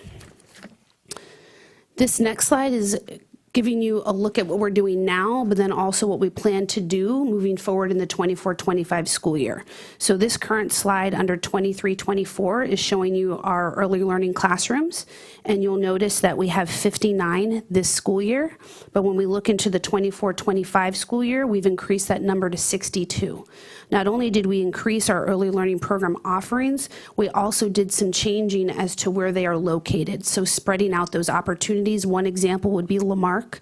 Lamarck has been our example of having a lot of specialized programs at their school, and we wanted to get that down to a more reasonable number for enhancing the support we're providing to students with special needs, but also creating access in other areas around Lamarck for families needing that support. So you'll see that Lamarck being the example last year, or this current year, they have 5 programs, or excuse me, classrooms, and this next coming year we'll get it down to 2, but we've moved some of that programming, 1 to Glen Allen and 2 to Atwater, where Atwater did not have any does not have early learning program currently. So the students that are at Lamarck are actually from Atwater. So doing some of that reorganization and stabilizing that, making sure Atwater has their kids to continue to matriculate through their school, and also still providing that same access at Lamarck. So the way we reorganized our early learning programs fell right into the way we reorganized for specialized programs K through 5. All of that had to be considered at the same time. And with that, we did add programs to, again, increase access. Something that we will continue to work on when we build our new schools is making sure that they start with those programs in place, whether it's our specialized programs for ESC students or it's early learning programming. And then as we alleviate some areas that maybe don't have early learning programming, for example, Ashton, we'll be able to add some of those programs back after students matriculate over to some of our new schools as we finalize those boundaries and other factors like that. But ultimately, our goal is to continue to provide access as we can when we continue to add on schools. So that's exciting. And as far as what that looks like, we have 3 different kinds of programs that we offer. We have 39 ESC classrooms, which is serving varying exceptionality students, ages 3 through 5. And then we also have now, moving into the new school year, what we have VPK blended, which is a version of inclusion. When you think of the students K through 5 or K through 12 that we have, where you have students with disabilities and general education students. And then we also still have a pilot that is at Goshio with one of our community partners that is actually the same as VPK blended. It's just funded a little bit differently. So we have a variety of options in place to serve our students in our early learning community. And again, like I said before, we did increase that option. Our next slide is speaking to enrollment for the seats that are considered ESC. So when you think of the previous slide, we talked about our ESC classrooms. Those are funded with ESC funds, but we don't know how many kids are going to be in the seat until they show up and enroll. Because as students demonstrate the eligibility for ESC services and they come to us to be enrolled, we are enrolling them more often than we're enrolling in any other program that we have. So you can see just from the first day in 2016 to the last day in 2017, it was 253 students going up to 448 students. And as we look at the year most recently, 397 students on the first day of the 22-23 school year, up to 613 by the end. So that's an ongoing enrollment. That's an ongoing of adding resources, whether it's paraprofessionals, teachers, classrooms, sometimes opening classrooms that maybe did not exist. So it's a lot of moving parts all the time in early learning, and we have a great team working hard on that every day, making sure that kids are getting placed in the right place based on their needs. Part B IDEA also mandates us to provide a free and appropriate education to students starting as early as 3 in the least restrictive environment. So we do have agency contracts, 5 of them, that allow us to make sure that we have an increased amount of parent choice and also flexibility in ensuring that we can meet the needs of our youngest learners, not only within our public school system, but also with these agency contracts to continue to provide that free and appropriate education in the least restrictive environment. So that is a little bit about what we've been doing and what we're going to continue to do. And now I'm going to hand it over to Ms. Cardenas to talk about our transition to VPK. So thank you very much. It's so funny because when we talk about early learning and preschool and pre-kindergarten, and then we talk about VPK, it raises a lot of questions, not only amongst ourselves, but throughout the community. So what I'd like to do is kind of talk about VPK. So voluntary pre-kindergarten, or VPK, is a constitutionally mandated program for all 4-year-olds who reside within the state. It's essentially a free program. It consists of 3 basic options: a 540-hour or school year program, a 300-hour summer program, or a specialized instructional services program for students with disabilities. The VPK Specialized Instructional Services, or SIS program, takes place outside of a traditional classroom setting. Families of students with an IEP can reach out to the Sarasota Early Learning Coalition, and they can receive therapy services throughout the community. That's shared with all of our schools and has been for a long time. The reason why I wanted to be sure to highlight that is so that everybody understands that VPK is a free option for all students, whether or not you are a general education student or you're a student who's participating in an exceptional student education program. This year, we're celebrating a big win. We are able to provide 5 summer VPK options that are going to be at our extended summer programming sites. So for any site that's having an ESY program, we will have also summer VPK options. Those are at Glen Allen, Gulf Gate, Lamarck, Venice, and Wilkinson. This is a 300-hour program, so everyone has to understand that it's a long day. It starts early in the morning, 7 a.m., and goes till 5 p.m. Parents do have the option for a earlier pickup or a later drop-off, but attendance is important in this program. The other thing to keep in mind as we move forward with the celebration of adding VPK to our district's programming is that we are going to maintain the same preschool teacher requirements, meaning that they will maintain those same qualifications. Some of you may have heard that a VPK program may be run with a teacher who has a CDA or a Florida Child Care Professional certificate.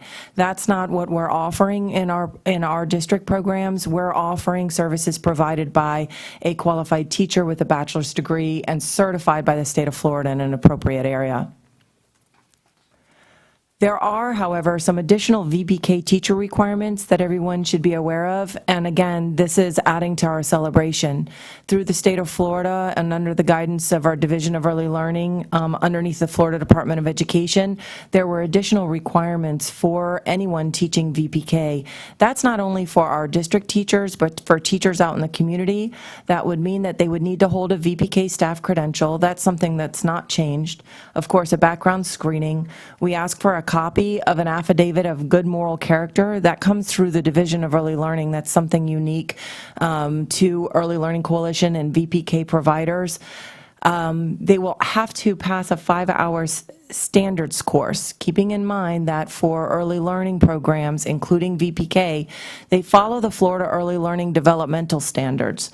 Our K through 12 programs follow the BEST standards, or benchmarks for excellence in student thinking, and so they will have to complete the 5-hour standards course focused on those Florida Early Learning Developmental Standards. In addition, they will have to complete 3 5-hour emergency literacy courses or meet the literacy course requirement. And some teachers are able to do that just by meeting competency 1 of the reading endorsement, for example. We are providing all of our teachers with ongoing professional learning. We have a wonderful preschool program specialist for instruction. Her name is Lana Sims. She is able to get out into our schools and into our classrooms, coaching and providing ongoing support for all of our teachers throughout the district, both in our newly established VPK programs, but also with all of those other 39 ESE preschool classrooms you heard about earlier.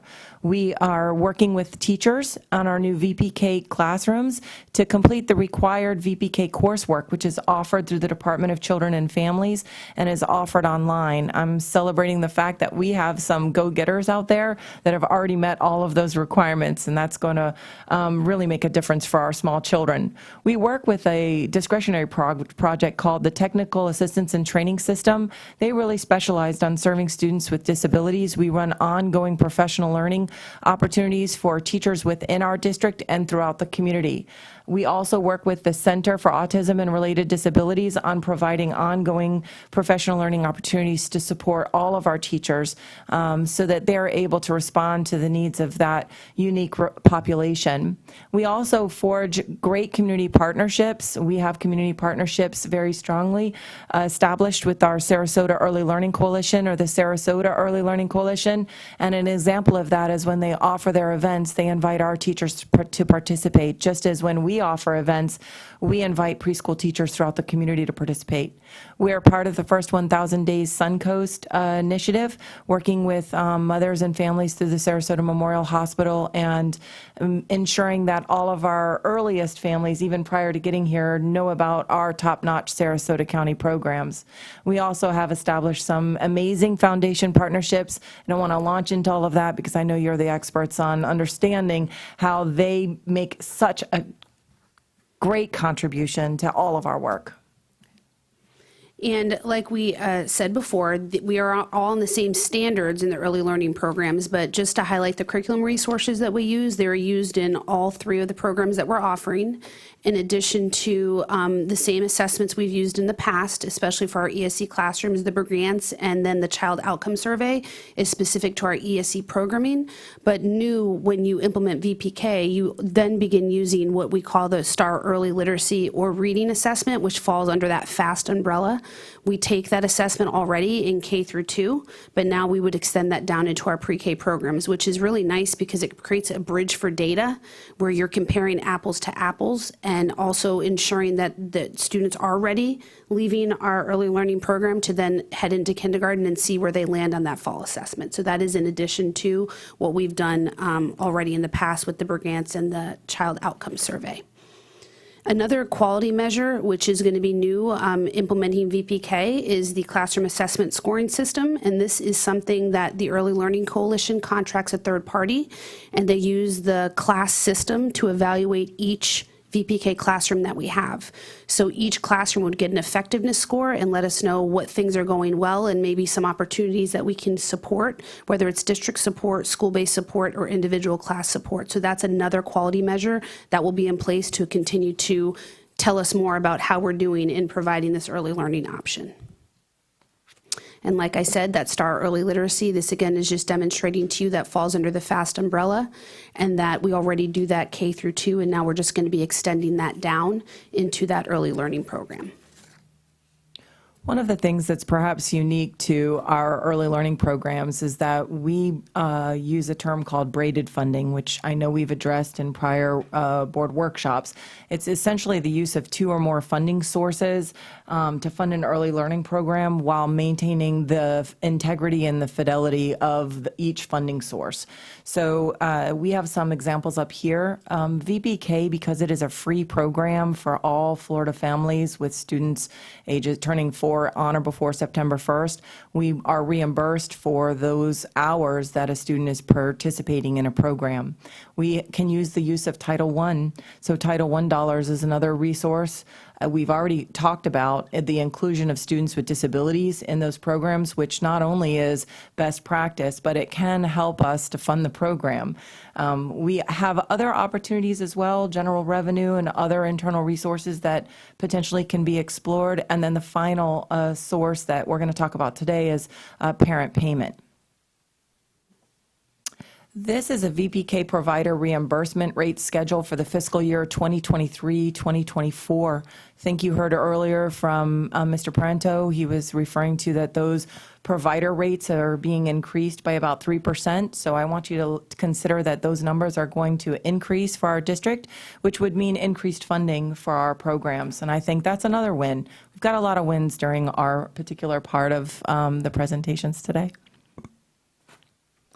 For VPK enrollment options, so this is really referring to our school year VPK. Remember, summer VPK runs 300 hours, so the full day is funded. But for our school year, we're looking at 540 hours, which means that the program would be from 8:30 to 11:30, free of charge. From 11:30 to 3:30, we may request a parent payment. We're going to request for just the extended day, a $50 registration, and it runs approximately $387 per month.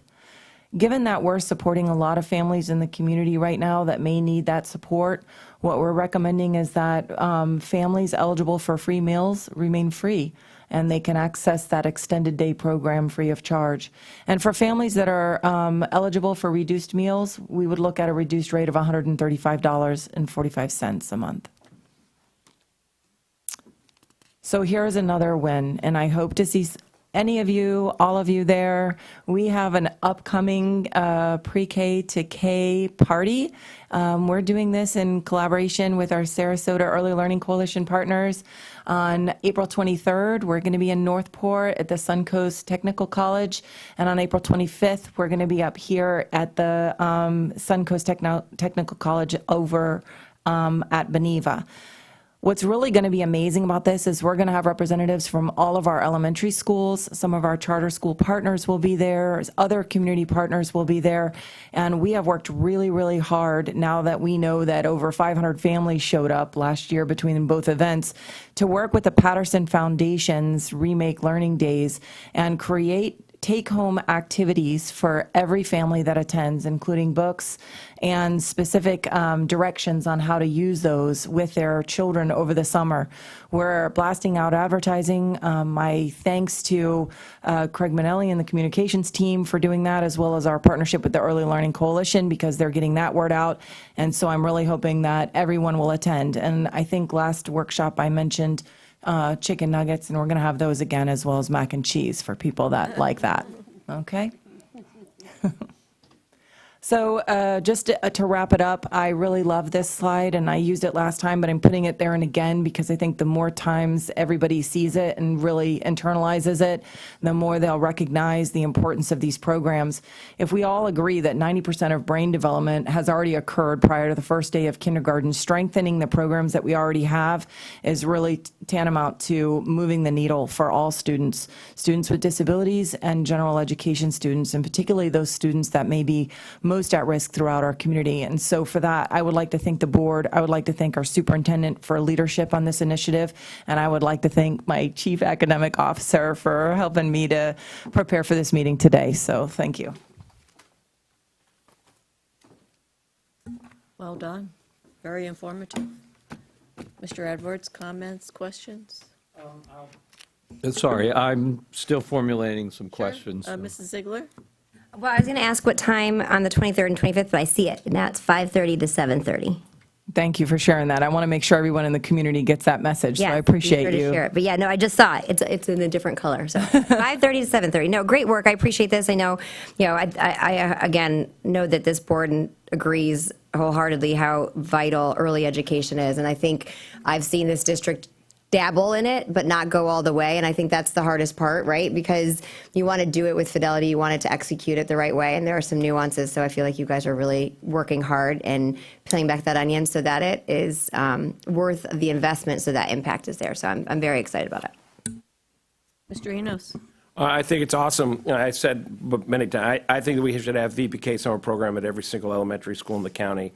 I know I've met with some of the community foundations, and they are always looking for ways in order to put their money, and wouldn't be a better way to do it than to, even if we had it open as in a community and had it provided where they would be able to do even some type of transportation or some kind of busing, something that we'd be able to. So I think it's awesome. I think it's a great step as continue, because obviously we know to get to third grade and the reading and the stats that you perform.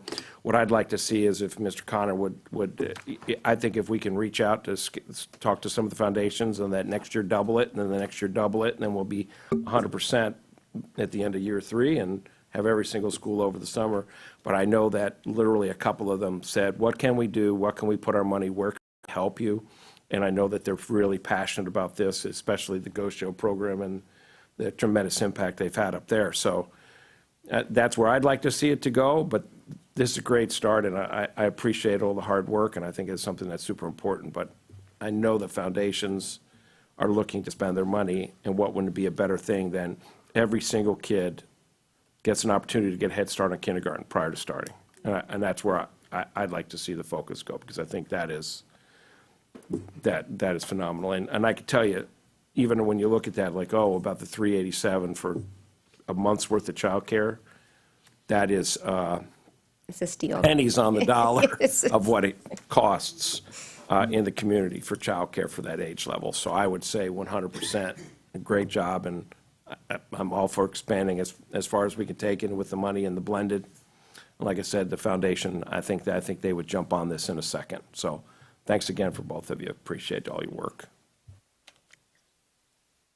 Well, thank you. I think, spending my whole adult life in education, and back in the day when I was at Southside and we had a pre-K, and to see those little 4-year-olds and that get off a school bus with, they're not even big enough to do the steps with their little backpacks, but the excitement.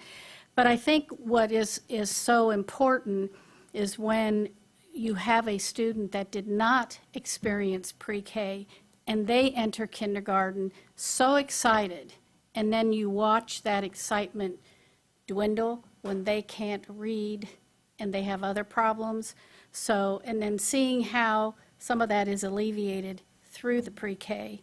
So I agree, it'd be wonderful if we can expand them at all our schools, but I think how you've started that by looking and moving the pre-K around is a great start. But I just have one question. Kids that come in with the behavior issues, because, that's a big one, pre-K through, 12th. How is that addressed? Do the teachers have the support, the skills that we're able to help those students that really have the behavior? Because when they enter kindergarten, then it seems to intensify if they don't get that early intervention. Yeah, and based on the revisions that we made to our staffing allocations, some things that we did to bring the demands that pre-K does bring to the table in a school into the fold was adding our assistant principal ratios, making sure that pre-K students are included in that amount, because in the past it was not, but yet we are still serving a group in the school, but not allocating based on that. Additionally, every elementary school now is going to have a school-wide behavior coach, which is for the entire school pre-K to 5, where in the past that job description was K to 5. So expanding their purview down to pre-K, minimizing, again, the guidance counselor ratios to go to 1 to 400. And then also, if you have a specialized program, including pre-K ESE, you are getting an additional behavior intervention coach that is specifically working on behavior goals and students with those extreme challenges that may be presented that just need some intense support in that classroom to avoid progressing in the wrong direction. But then I'll let Ms. Cardenas add on to that, because I know you have more for that. Yeah, absolutely. So I'm really glad you brought up that question, because as I'm sitting here full of gratitude for the work that I get to do every day, I'm really grateful for our teams. So we have at the district level a behavior specialist, Sari Klein, that is assigned for preschool. And she has been really, fundamentally important in going out to pre-K classrooms and helping with early intervening services for preschool and even for kindergarten as they transition into the next year. Working with Deb Jackalone and her team in student services, there is a proactive behavior response team. We all, and Dr. Heather Wasserman, Mr. Dustin Coleman in ESE, kind of collaborating and working on how we can provide behavior support in those early grades, while at the same time providing professional learning opportunities for teachers, because they're our first line, right? They're in the classroom each and every day. And so giving them the tools that they need to be successful, especially when, as we've seen over the course of, several years, an increase, as you said, in some of these behavioral challenges. It's our responsibility to make sure that everybody has the tools they need to be successful. And just while I have the mic, I also want to mention that it has been my pleasure working with Ms. Penner on some of these calculations that you've seen before, and I neglected to mention my gratitude for her team as well. And there's others, because it seems like everybody's involved. So just thanks to everybody in case I missed you. Well, and I think you brought up such a great point that every department has to collaborate. We cannot work in isolation. And whether, it's the business side of the house or the educational side of the house, we all have to work together. And I'm glad to hear, I have the utmost respect for everybody, but working in the past with Sari Klein, I don't see how you can get much better. So I'm glad to hear, because, when you deal with a 4-year-old and their behavior, because of their developmental ages and stages, is very different than dealing with an elementary. So to make sure everybody has that training to deal with age-appropriate behavior interventions for those little ones is crucial. So thank you. We're actually relaunching our school-wide behavior coach and behavior interventionist cadres this summer with specialized training to make sure that they have the foundational tools needed to support teachers and students simultaneously to alleviate some of those extreme behaviors that can really take up a lot of time, like you had mentioned, based on their developmental stages. Thank you. Just for my own clarification, when we talk pre-K, that's a full day, correct? And VPK is the 4-hour day. So when we're talking about 59 to 62 classrooms that we have established, are those 8-hour days or 4-hour days? So what we're planning on offering in the next school year, for ESE, it's a full-day program. For VPK, parents will have the option of a 8:30 to 11:30 program, or they may choose to enroll in an extended day program, and so they could participate in the full day. So to answer your question, yes, as long as parents choose to participate in the extended day option. So that I'm clear, that's a change from last year to this year. Yes, sir. It's a change in that parents were asked to participate full day, just keeping in mind that through the Florida Department of Education, compulsory education doesn't begin until age 6. So regardless of if a parent were to enroll in a full day early learning classroom, they would always have the option to pick their child up at an earlier time based on the nature of the programming. So I'm familiar with all the That stuff, regulatory right? Sure. pieces here. In the transition of interviewing Mr. Connor, one of the things that was very important to me, and I appreciate how funding works and the braiding conversation. I think everyone knows I was pretty instrumental in saving what almost went down the drain, talking about the braiding financing. So where I'm trying to get to in my end of the conversation is I believe that if we take Gocio out of the equation for a second, that there were 19 classrooms that were pre-K classrooms that were braided funded. Are we still having those moving into the new school year? Are those 19 classrooms still in existence? So, yes, sir. And I'm going to add something. There were 19 classrooms last year, including Gocio's programs. Next year, there will be 23, including Gocio's classrooms. So, yes, we will still have the Gocio program at 4 as an early learning classroom with funding for that program. And then we will have VPK blended programs in the other 19. So that does make me feel a whole lot better, because what I'm hearing, which I think we've all kind of got on board, is that we're going to jump off with the 4-hour programs that we're funded 100% with, and that we can add braided programs along the way as space becomes available, as needs, I can't imagine need isn't already there, but also ways to afford it. Do we have, and I know that you have a cost per parent charge, but do we have just a dollar amount? Because I think that's an important piece when we're talking budget, or at least as I'm looking at budget, because look at how significant the 4-hour program does to readiness for kindergarten. I think it was 67%. Was that the number? 68. 68%. Yep. Okay, from a 4-hour program, can you imagine the impact of the 8-hour program for all students, especially when, from my individual seat, when we're talking about those 3rd grade literacy scores, it's not always just the programs the best reading programs that we have, or the best instructional staff that we have, but it's getting them sooner than later. Mm-hmm. And from 4 hours to 8 hours matters dramatically. So those are the kinds of investments that, from my individual school board seat, that I would love to be able to make as we can afford it. We can't afford to do everything. We get that.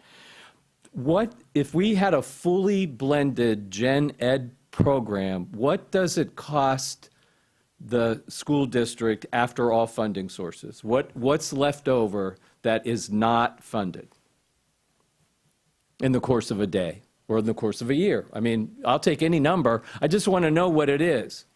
So if we were to have VPK blended classrooms in all of our elementary schools, is what you're saying, what would that cost? Right. Okay. So, because if we got the Title I source, if we got the VPK, if we got the ESE, what's left over? Well, I think we'll be able to answer that very soon. Right now, everyone's Title I budget is due April 30th.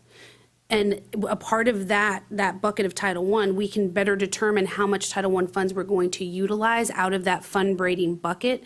In addition to the VPK reimbursement, everything's going to kind of roll at different time frames. So our projection, although we have a projected amount right now, to be very efficient with giving you a true dollar amount, that would be premature.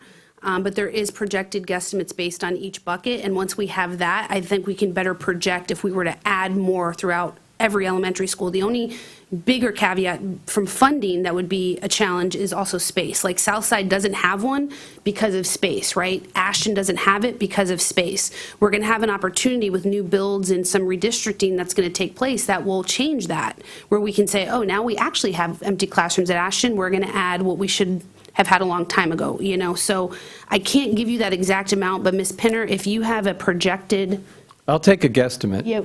your projection, because I know you have that somewhat. We do at this point, and just to add on to what you were saying in regards to the Title I, not only are the Title I school budgets due back in, but we don't even have a number from Department of Education as to what next year's budget will be. We don't foresee there being a large difference, but my goodness, if there's a windfall, this would be a great place for it. Similarly, these programs also incorporate some of our ESE students, and we do have pre-K IDEA funds that we're hoping we can reevaluate that budget and distribute funds as it stands right now. So looking at the program, our goal is to cover all of, we would love to have a program that is sort of bottom line neutral, but we don't think we're going to get there, especially this first year. As it stands right now, after some additional estimates have been made and pulling out the IDEA, which we again hope to put back in, we're looking at around $800,000 for the cost of these full 24 classrooms. That is probably the maximum that you're going to see. We really think we're going to be able to pull that back. Again, going with a guesstimate, I'm thinking closer to $500,000. So I think, at least for me, and the challenge of running a school district, because you can never get all of the numbers that you need at exactly the same time to finish your budget. I get it. I understand the challenge. But what I like to be able to do is just have a guesstimate cost per classroom of a fully blended, so that, and listen, I know I worked with Mr. Renoff when we were in the interim level, and we had 16 classrooms when we were building the budget with the board, and I said, what capacity do we have to add to this? I think he got us 3 additional classrooms that day. So that is really where, from again, my individual seat, I would love to be able to see us at that 8-hour program as quickly as we can possibly be, space included, dollars and cents included, because that is not the silver bullet, but it's one of the mechanisms that are going to really be a huge asset to our third grade reading scores. It's just one of the things that I personally believe in. So I thank you for this presentation. I thank you for all of your hard work. And like I said, if I could get that cost per classroom of a fully integrated, then we can start, in my mind, figuring out how many classrooms can we add this year by space allotment alone, and then back into how we can afford it. Thank you. Yeah. I just have a quick question. For the 8-hour, just because it's a lot longer of a day for little kiddos, and so is there a different, do we have data on, have we had an 8-hour day before for pre-K? So, yeah, so our programs have followed the typical school Okay. day, so, yes. Do we see a consistent, when we compare the 68% of K readiness, is there any difference, or, that's a lot longer, so I'm just trying to look at apples to apples, because, and what I want to make sure we stay into, obviously, if they incorporate play and all of these other things, because that's a long day for little kids, which I shouldn't assume, I should ask, because I assume, but for the sake of the listening public, so when you have an 8-hour day, what does that look like as a comparison to? So I would just like to clarify something, if I can. For VPK programs, even out in the community, VPK does consist of that 540 hours, and community providers provide that in different ways. And one of the things they do is provide an extended day. So in terms of some of those community providers, they may not just be providing a half-day program. Some of those students that are included in that percentage may have participated in a full-day program. I don't have that data kind of taken out. That's from the Early Learning Coalition.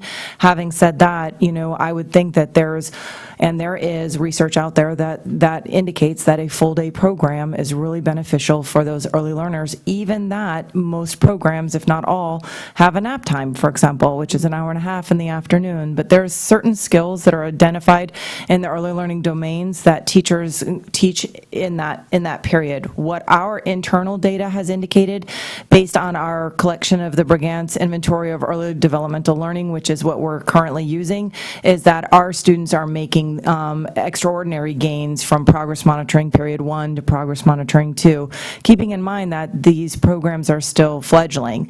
And moving forward, all of our teachers, and I'm going to include our VPK teachers as well as our teachers of students with disabilities, now have the opportunity to participate in these Florida Early Learning Standards courses and these literacy courses, and are doing so. So when I was referencing them, I just think that our Sarasota County teachers have to be celebrated on a day-to-day basis for the work that they're doing, and especially in gearing up to teach those early learning standards. They're certified teachers. Some of them have master's degrees, doctorates, and they know what they're doing with our young children. So as we move forward and we start to collect that STAR early literacy data, I think we're going to continue to celebrate all of the success of our children.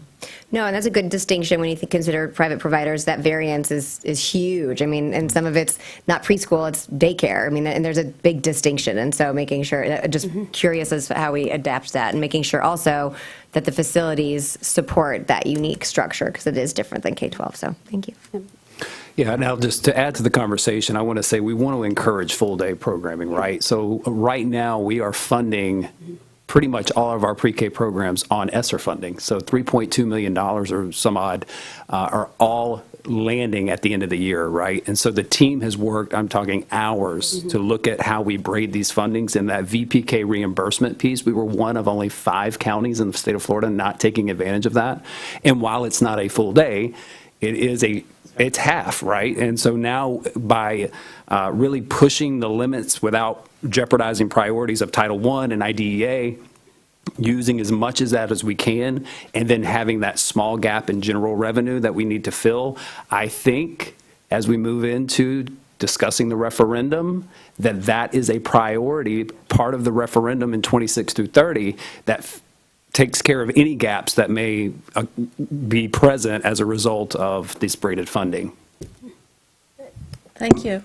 Please. I just want to add that for all our purposes, including what Mrs. Ziegler asked, I think that the Gosio data, although it's not 100%, even across the board in terms of how the classrooms are blended and otherwise, but the 8-hour data is substantially different than what we saw. So if you want to send out that, because I think we had it when we were doing budget last year, but if you want to resend the difference between of what the stats were for 8 hours, it's huge, and that's why I'm such an advocate for the full day. So thanks for saying that.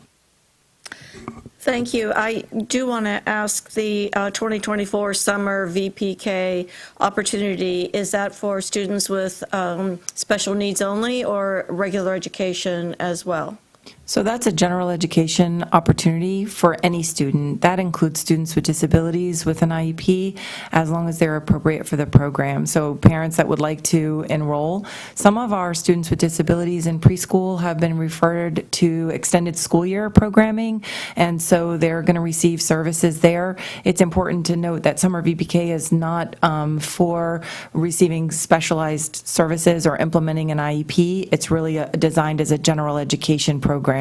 So I'm working again closely with Dr. Wasserman's team in implementing ESY as options, creative options for serving students with disabilities. And so Day shared some ideas that she brought to the table on how we could do that, and we're working to make sure that those students are included. So.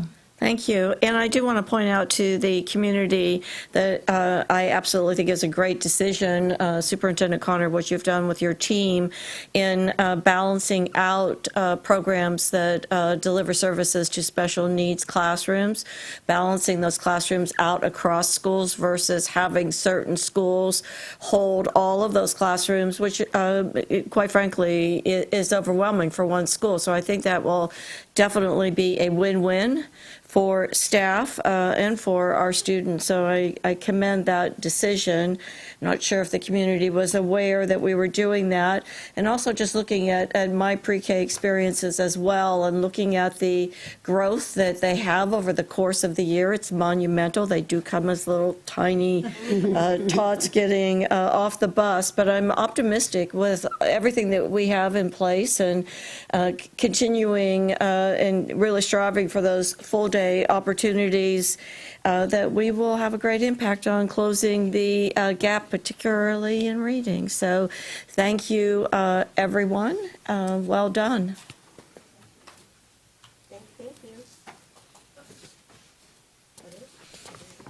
We have member comments.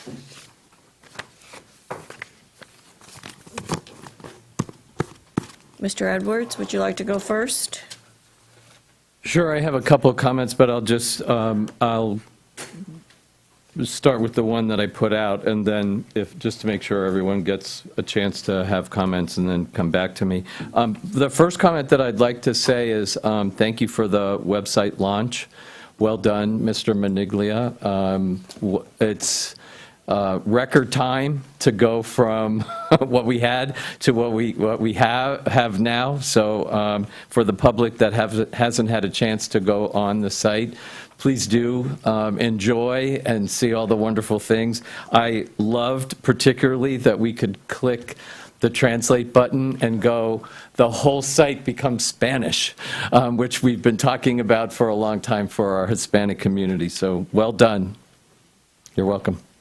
I had a resolution put forward for us all to discuss, and I think it's a very easy jumping off point. We have, as a board, say every student every day, and there's interpretation of what that means, of whether it's the community, whether it's the students, whether it's board members.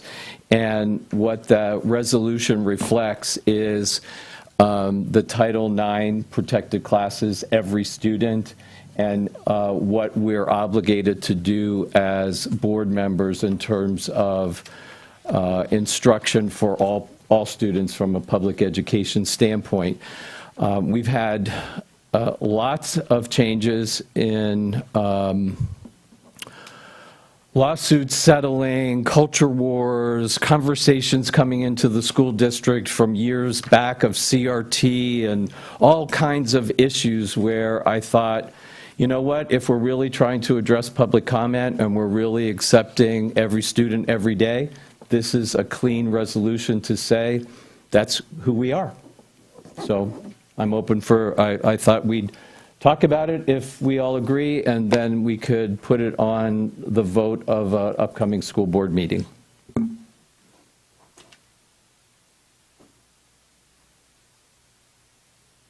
I'll start. Please. Well, so I'll get to process later. I'm going to go to substance. And the first whereas of the first draft was on immigration, and I'm not going to pretend that I don't know where that came from, and now it's a different draft. So I'm going to go to the beginning at the last workshop, and I had asked Mr. Connor about a variety of how we track outside students or students that speak another language ultimately. I did use the word immigration. I'm very aware you cannot restrict or withhold educating students. The question more was around, are we keeping track? What are the trends? And I think it's our responsibility to understand what that is. Not only have we talked about reading as a priority, we've also talked about ESE. I'm super excited about what's already been presented by Mr. Connor. And our ELL students were another English language learners, for anyone listening, was another area. In addition, in the last couple of years, and as of recently, and teachers have come to me with concerns because it has changed over the years where we're having an influx of students that speak a variety of different languages, and I don't have any data on it. So to start, I think it's important in our responsibility, our fiscal responsibility, to understand what is that trend. Is it a perception? Is it reality? What are we seeing? How do we respond to it? I will say, as one individual board member on the global discussion of seeing, when you talk about immigration, it is impacting our communities, it is impacting our country, and it is impacting our schools. And so I'm not trying to isolate anyone, unfortunately, because, and I personally don't agree with the aspect of not being able to at least track to understand. That doesn't mean that you would discriminate. It's no different than Mr. Edwards wanting to track what students are coming in from charter schools or private schools. It's just, it's a source of data that helps us make informed decisions. But when it comes down to why I ask those questions, and I do think it's important that we understand that. So I'm not going to, that's where I want to clarify that. I did ask Mr. Connor from a data standpoint, but without having a board conversation. Don't agree on putting resources out there and asking the superintendent until we decide what that looks like, because I think there's a lot of data points that would help us understand what that looks like in the future. But I wanted to have that conversation as a board. As far as this, so the resolution, I'll defer. I'm just going to speak to the reason I asked that question to start with, because it seems like that's what was initially generated, and then Mr. Edwards, you expanded that. So those are my comments.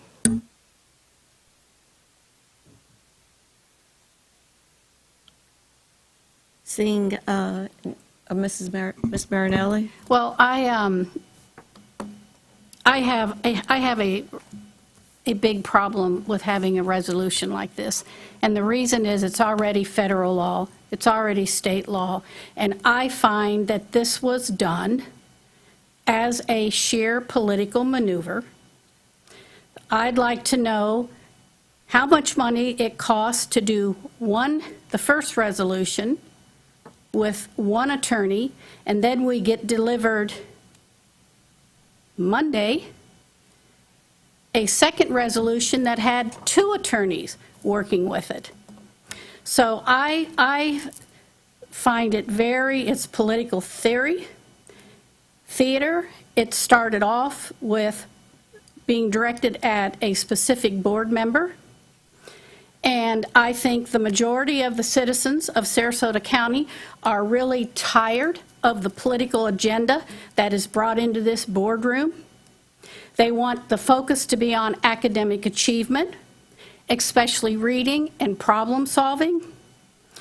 And I think there needs to be an apology to the citizens of this county. And I also think, if you have to bring this kind of thing, then maybe resign. But I do think that this really is a affront, and I don't normally get this upset over things, but I find this an affront, and this is really what I think of it. So thank you. Mr. Enos, any input?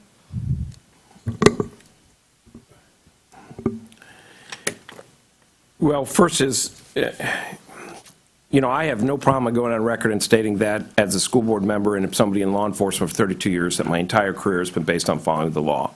My question would be to Mr. Connor, if you're aware of any things that we're not following in reference to this, because one of the things I get into is so in reference to signing this, to me, we're following this already, and we're just affirming that we're following it. But we are following it. It would be similar to saying that, are we following the United States Constitution? Are we following the Florida state statutes in reference to traffic violations? Are we following, are we just reaffirming a law that we're already following to say that we're following it when I know that we're following it? So to me, I already affirm that we're doing all these things and we're going to provide it to every single person. And to that point, I'm not worried about reference to the immigration. I know that no matter what it is, that our teachers are going to take care of these kids, and that you look at the website that comes in all the different languages now, and that it's easily translatable, and that we want to make sure that we take care of every single student every single day. And it doesn't really matter what their immigration status is. To me, is that as this community, the resources that we have, the teachers we have, the professionals we have, is that we're going to take care of every single kid, period. And anybody who doesn't do that, then I think that is an atrocity, period. And I would hope that it would be rose to the level of the superintendent and would be taken care of immediately, because that's not what I stand for, and that's not what this community is, that I've been here for 45 years and graduated from Sarasota County Public Schools. That being said, to me, it's just to go on record and affirm that we're following the 1964 Civil Rights Act 100%, 100%. And if we're not, I would find out where we're not following it to do it.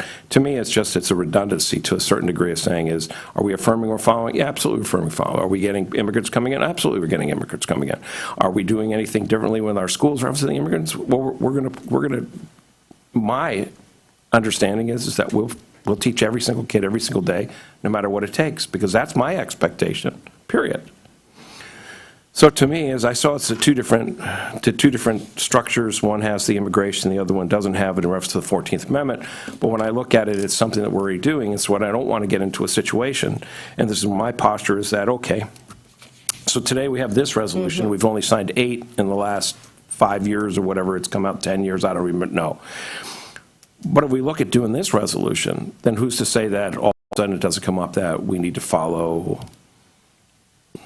the Fifth Amendment or the Fourth Amendment or the ESC, whatever it is then are we just reaffirming, because I think the expectation of the community is that we're following this. It doesn't matter what side it is that we're following this and we're doing this every day. So my question to Mr. Connor, and I don't mean to put you on the spot, sir, but ultimately I would believe that we are following this and you're not understanding of any civil tort or anything that we're involved in reference to the violation of this, and that's kind of where I'm at, is into reference to the resolution, as ultimately you're also signing this.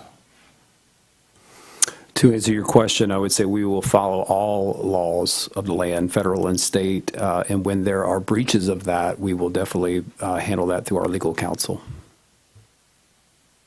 So to me, it, again, is just to finish, is just that, again, my expectation is that we're doing this, and I don't know other than to say that no matter who you are, what you identify, whatever student you are and your kid, is that we're going to do everything we can possibly do in order to educate you. So to me, as I understand, we're taking the oath that we're going to do this, but I also know by being the oath of a constitutional officer that we are obligated to follow all the laws, and I will always follow them to the extreme. So I just don't want to get into, well, we're going to do this one, and then we're going to do another one. But I found that if we did find that we're in violation and we wanted to make a statement in reference to resolution, I think that would be appropriate if we weren't doing that, because we want to make sure, hey, we're doing this.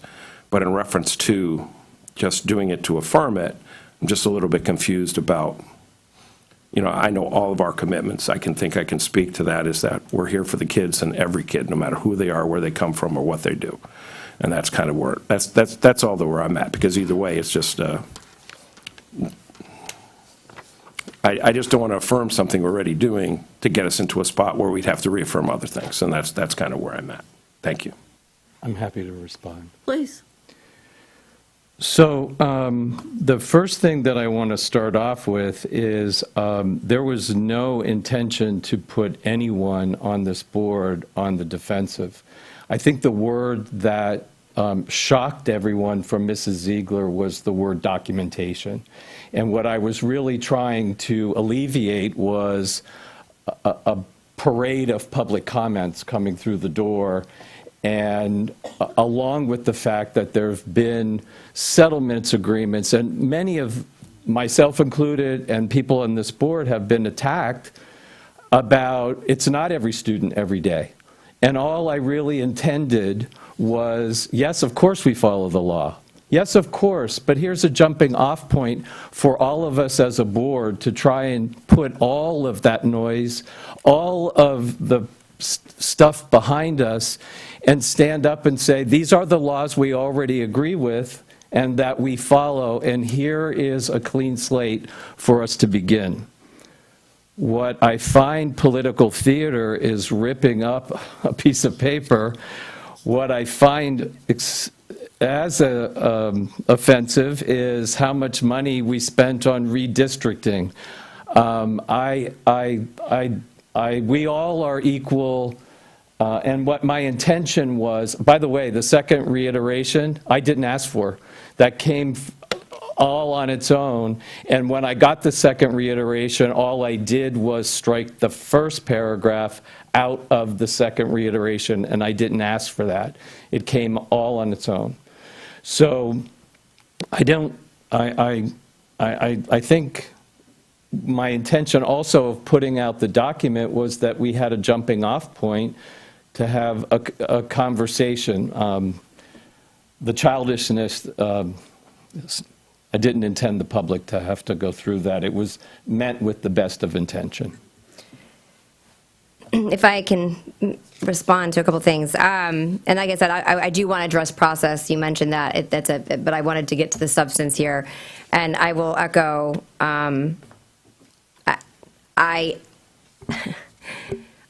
I know that there were a bunch of people in a flurry based on my questioning, and I really don't mind. I'm clarifying, and this is not backpedaling by any means. I'm making it very clear. I still remain adamant that those are important and part of our responsibility to understand certain trends, and this is a population of students that have not been served well in this district and have not been evaluated well. In addition, I think to understand those trends, I did say about immigration status, that's not, again, I got to re-underline this, that's not that we're denying anyone. But I will, when you walk down this path of resolutions, which I go back to something was said before, that there was almost a commitment that we were not going to be doing resolutions because we were trying to suspend the political theater. As soon as I make a comment here, which I don't mind, part of the job is this, but there are political activists that went all crazy, posting stuff about immigration, getting everybody excited and all that, which fine, you know what, it is a very important topic, and if we're going to go down this route, I mean, I'm curious what the numbers are. Maybe we'll draft a resolution and identify all the, quantify what it is and send it up to Joe Biden and tell him to close the border. I mean, that's what you're entering in when you create this kind of fodder. If we go down that road, I'm not opposed to drafting up a resolution. I'll do it without legal fees, or I'll get agreement with this board. But again, that's the slippery slope. So we talk about politics. I get blamed for bringing politics in all the time. And if I'm going to get blamed for it and we're going down this route, then all right, game on. So if we're done with that, I do want to talk about process, because there are dollars incurred here. If you talk about redistricting, that was discussed as a board first, and then action was taken. And I think it's important that every board member have access through the superintendent to information of staff before they take action, or to have access to our general counsel before we have to take action. And that's going to be a wide scope, but to prepare a document without any discussion as a board, I think that is a reckless use of taxpayer dollars. I would say I feel very strongly that a overwhelming majority of our community probably stand where I do when it comes to just the curiosity and interest to understand what the trends are and the impact when we talk about, I'm saying immigration, but I'm saying I understand that that's not going to be a category, but it is impacting schools, and we are all committed and have been following the law that no matter what what subcategory or identification any student is, that we will educate them.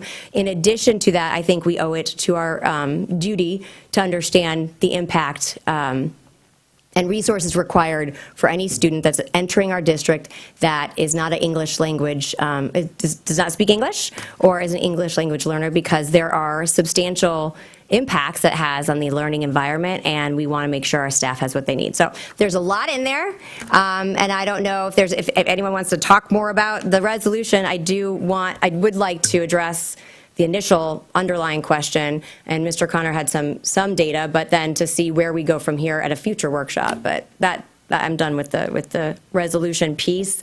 I will follow up on the process in a second, but if Mr. Connor, if you could address some of the data points, unless there is anyone else that want to talk about the resolution.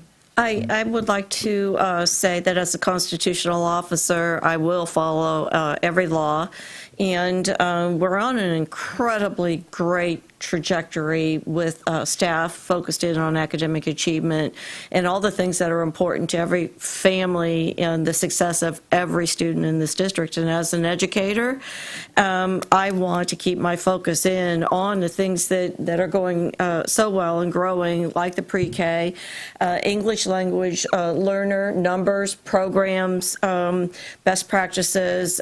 We have ESE, Exceptional Student Education, consulting firm that gave us an incredible report on things that we can improve, and I know the superintendent is putting those pieces in the strategic plan, as well as the importance of every student having success. So my intent is by every means to keep my focus on that, and the politics, the activism, from my standpoint, I'm just driving through.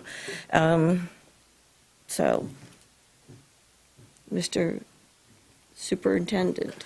I think after our last workshop, I was able to send some trend data from English language learners. That is the designation that is on our registration form. So when we intake students and enroll them, we do ask for their home language, and if English is their first language. And that's the extent of which we track.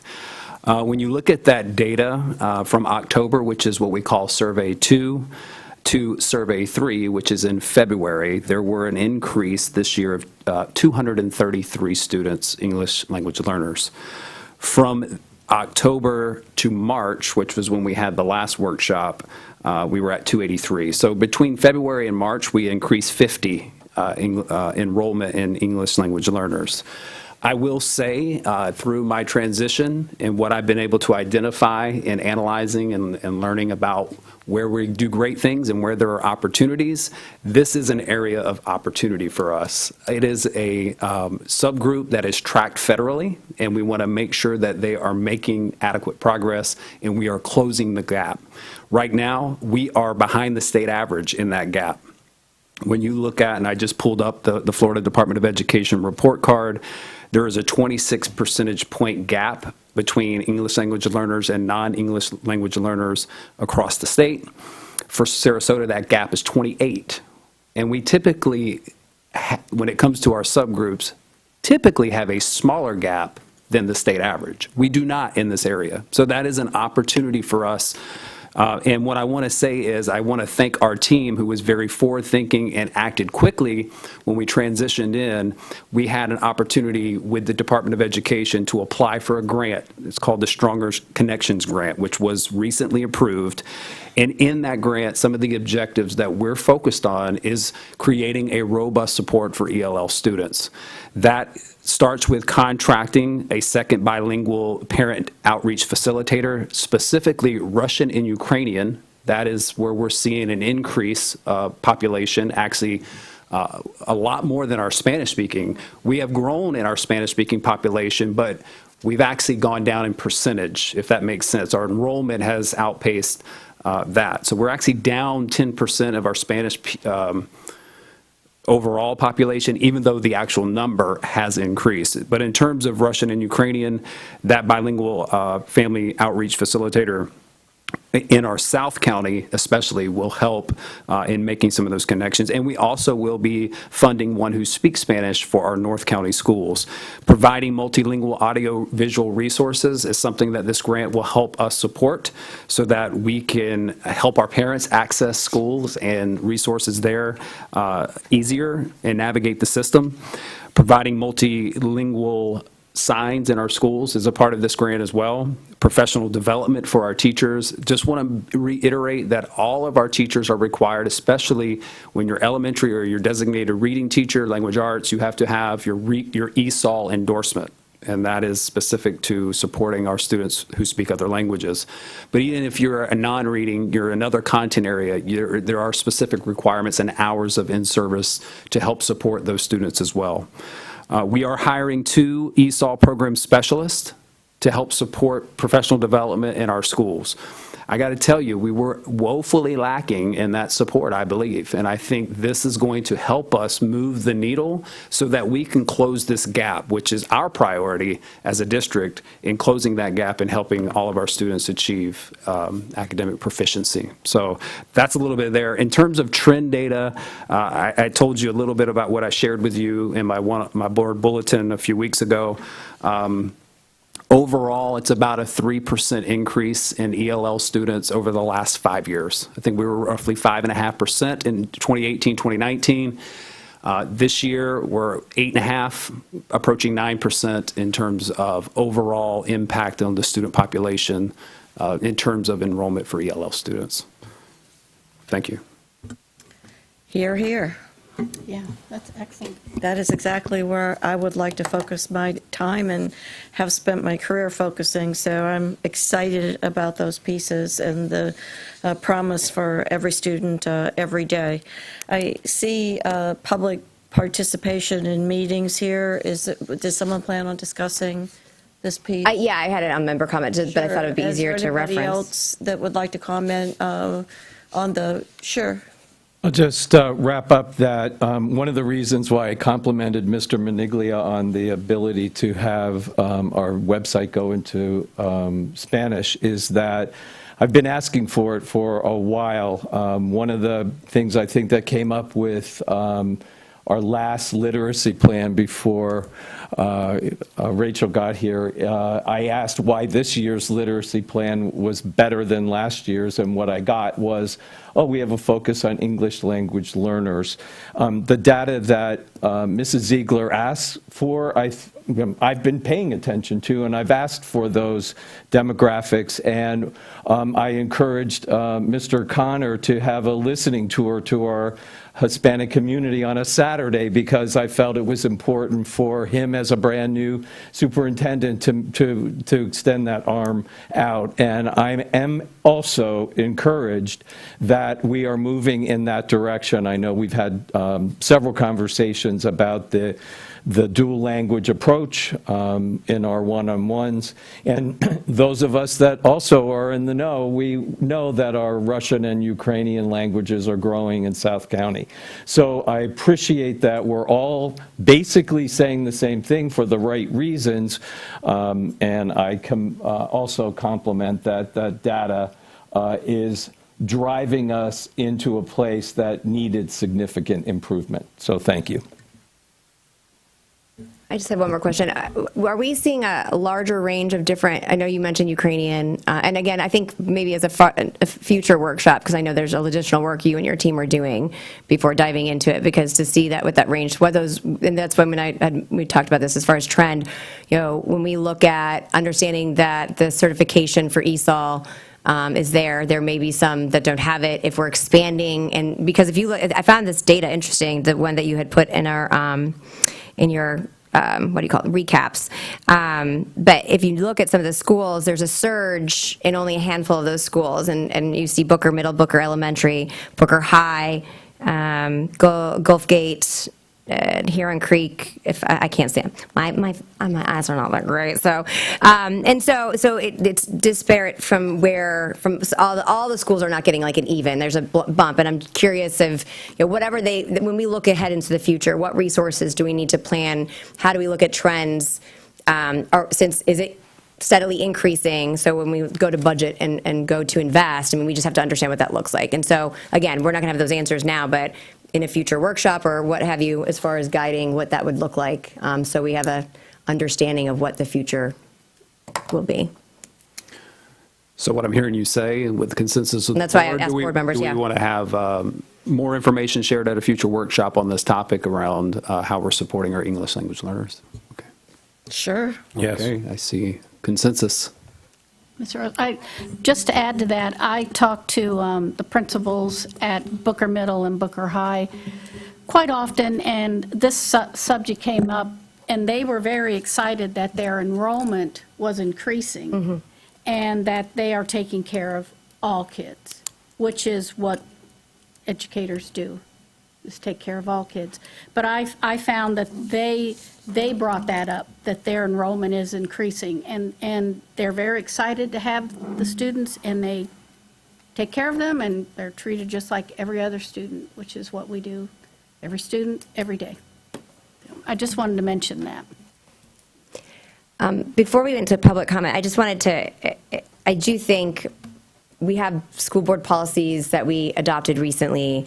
It may behoove us to discuss and codify and that as far as our process when it comes to the appropriate how do I use this? Whatever the protocol is when it comes to engaging legal counsel on certain activities, because I share the frustration, and I have actually even a concern about having, it seems like we have two counsel situation. I mean, there's an issue there, right? So and it's not about the individuals. As I've mentioned before, I'm very happy with the counsel that we have through Mr. Duggan, and I understand there's another attorney, Mr. McKinley, and I have nothing ill to say about him at all. I know he's been doing this for a very long time, and he works with Shoemaker, but is not our point of contact. And the fact is that we have, and I mean, Mr. Edwards, and that's, I think McKinley signed off on this. We need to have a discussion on what works, what's appropriate. I think we are putting the district in a precarious situation. And again, it's not, I'm not speaking on the aspect of Shoemaker's ability, but I think they're just trying to satisfy a client. But I think we need to rein in what that process is. And again, I will underscore that no matter who's in these seats, every elected board member, they're duly elected, and they deserve to have the resources to make informed decisions. But we also have to have kind of a process so that there's not, if you want to get a second opinion, I know board members across the country that ask different general counsels or different attorneys for maybe a different thought, but that's not necessarily their general counsel that represents the board. And I do want to bring that up because this certainly fast-tracked that conversation, and I think that it needs to be addressed. I would agree with that it's time to look at how many attorneys are serving the board and for what reason, and perhaps we tighten that up or clarify it or such. So, If I may? Sure. What's interesting to me, which I find always amusing in this present company, is that I've asked several times to have a review of attorney policy and procedures, and all of a sudden, when you disagree with me, it becomes an important topic. So I think the public will find that just as amusing as I do. I don't think it's, and please, I don't think it is a disagreement whatsoever. It's becoming apparent that we have multiple attorneys providing services to the board. It's a discussion only. Please don't take it personally. It's not about any individual one of us. Thank you. So I'm not, how do you want to approach that? But I mean, is an upcoming discussion workshop draft policy? I mean, it's just, how do you want to do that? Well, I think that we've come to a consensus that we want to bring the topic up, and certainly that's open for input. Is it feasible on one-on-ones to outline what we're looking for? Certainly you can have input here, but to refine it. Fine with me. I'm not sure. I thought previously, Mr. Edwards, you had brought up evaluating attorneys, and this is maybe my misunderstanding. It was overall attorneys, internal, external. I'm just to clarify, speaking policy of process, what is the balancing directive of, no different than the superintendent before they invoke a fact-finding mission of that exhausts resources and time.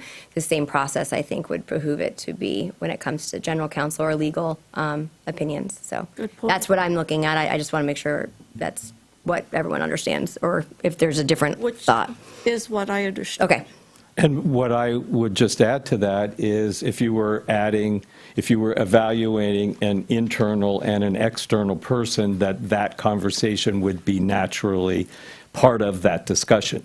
And so I'm all for having the larger conversation, but when it's singled out in terms of process at this particular board member, I think it's very hard for me not to take it personal, but the consensus of the board will be able to make those determinations, won't they?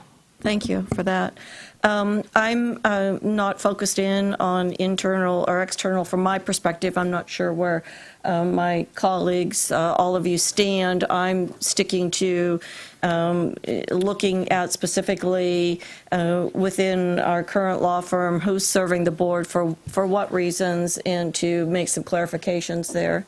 And I would ask, maybe we can look to see if there's any other districts or somewhere to look for policy on that, reference to that. But here's where ultimately that I don't want to, because I think it puts us in a position, if you have two different attorneys at the same firm and we are being represented here by Mr. Dugan, or it could be 3 attorneys or 10 attorneys, is that he is going to be here to be able to comment on the matters of the board because he's appraised of everything. And I never wanted to be in a situation where he would not know because of different recommendation of another attorney, and whether it was me asking somebody else or anybody, but especially within the same firm. And I think that's only best practice to have that point of contact. And if it needs to be in a policy, then I would agree that it needs to be there, just because, again, I just think that's a good standard to have that person so that they're up to date on what the board's needs are, instead of, and it could lead us into some liability where we have multiple attorneys that are commenting on the same topic, which could lead to differing opinions, which then would put us in a precarious, because ultimately we are going to go back to what is in the contract, which is Mr. Dugan in reference to being the point of contact. So I would agree. I think that if we can get some recommendations on policy and then bring it, and I think it would be something for a board workshop, because again, for transparency, I think that needs to be out there so everybody has an understanding, just because I know that when you talk about having a fiduciary responsibility and fiscally sound, we want to make sure that we're not duplicating services and getting the same thing either. So we want to make sure that that's it. So that would be what this board member would like, to get that, put it out, then come in, have a workshop, even if it's for 30 minutes, to come up with whatever we want to put as a policy to be able to put it out for the public. And affirming, we're looking at standards of practice and best practices, which I think is Yeah, not exactly what billing or external versus internal, where we should go, just in reference to the practice of, no matter what firm it would be or no matter what it is multiple opinions make it kind of muddy. Yes? Okay. Okay, so I see that we were handed public comment. Was that in reference to? Yeah, I have a couple of statement comments on member comments. So I wanted to just have for reference, but I think this might be the wrong version. So just revisiting the conversation, and I know I mentioned this at a board meeting, but I think I said it too fast, and then we started, because we usually have a discussion about it in the workshop. So what I wanted to propose in the aspect of a compromise, because I know the chair is working hard to find a resolution. I know a member in the community want to see some opportunity for change in public comment, but I don't believe anyone's intent is to limit what people can say in time. It's just more of the orderly fashion. And I will say that in the past, again, it is about executing consistently and being able, and I think in very tough meetings, you have been able to manage well.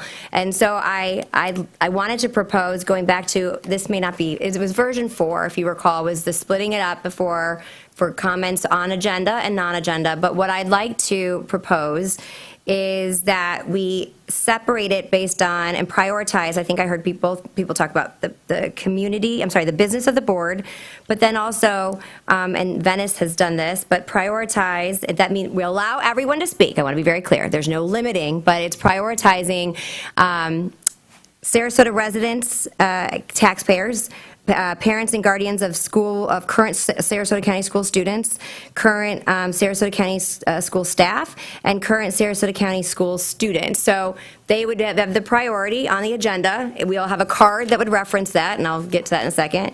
And then after that, anyone who wants to speak an agenda that is not inside that box gets to speak. You have 3 minutes on the agenda item that's referenced on the card.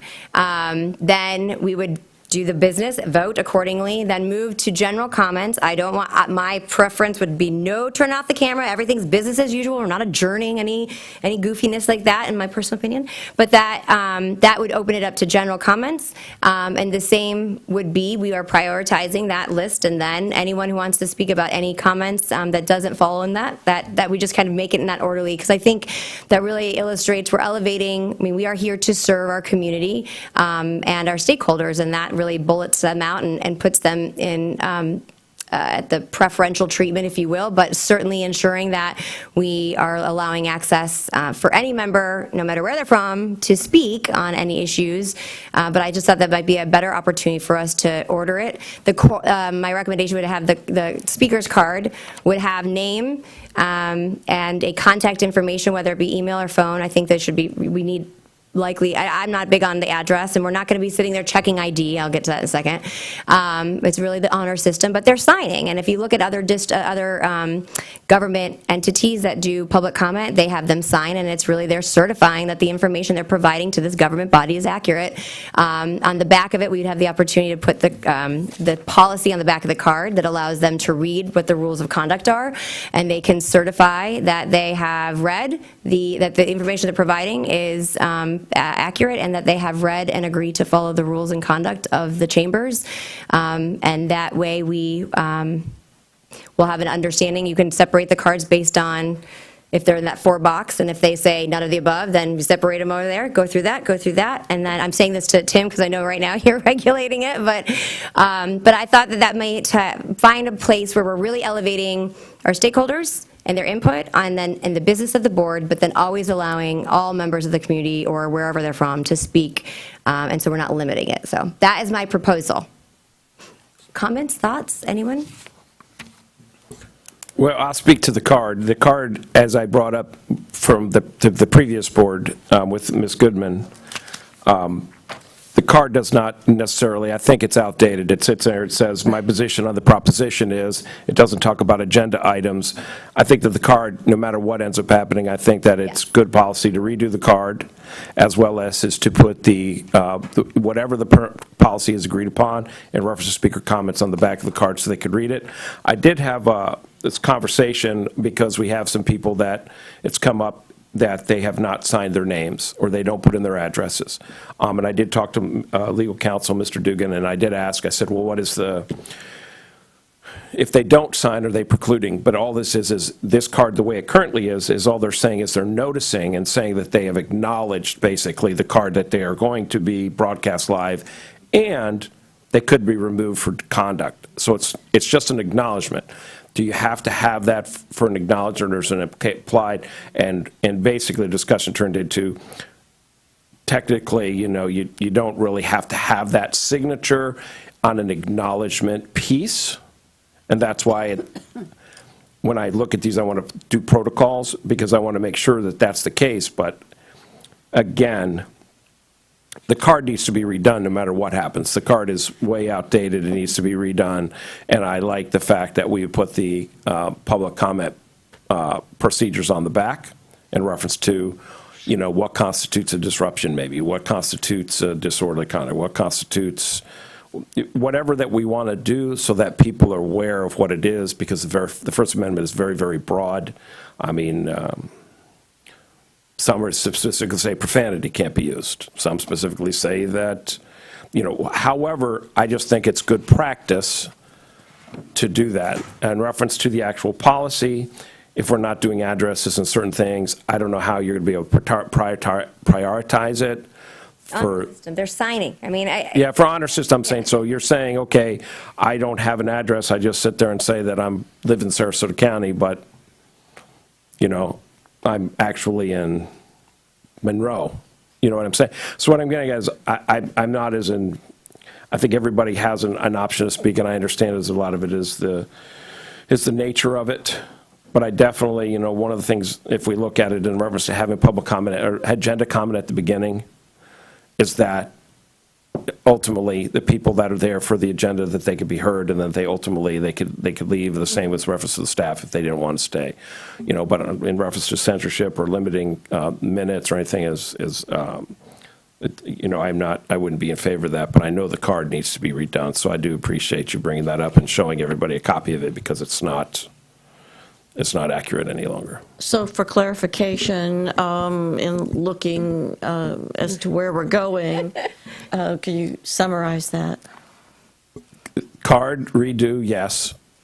Policy reference to that, probably not in favor, because I don't know how we would be able to do it. It would have to be spelled out a little bit better for me to say, on the honor system, I've worked on the honor system a long time. You're recommending a driver's license or something? So no, I'm just recommending that redo the card in reference to the policy. I'd like to see it as it would be written.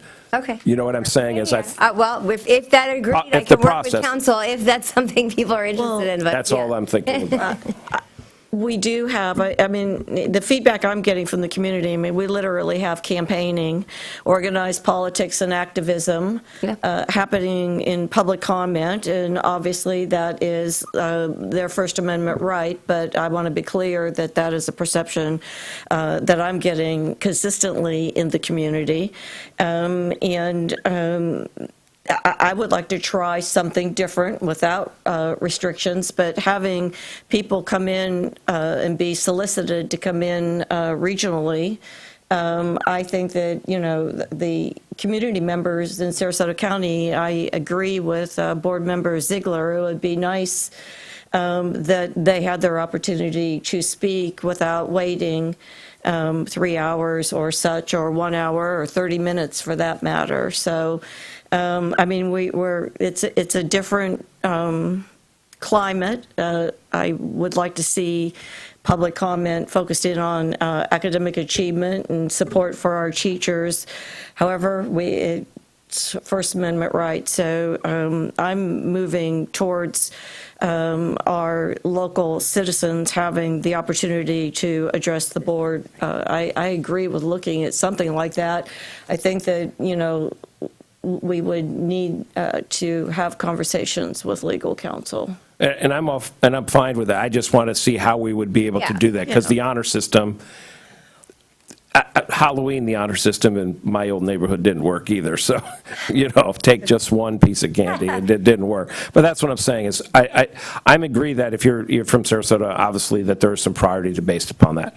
But how we would be able to do it I'm just saying is, what's the protocol? How are we going to do it? That's my only concern. That's all. Like to, really look to legal counsel to see how we could. I haven't envisioned it, but I wanted to have this conversation first and then work through, obviously, making it legally sound. And I want to clarify, it was version 4. I think this is version 3. I'm not sure. It was the one that was split. We're on a new version. This is 4A, I guess.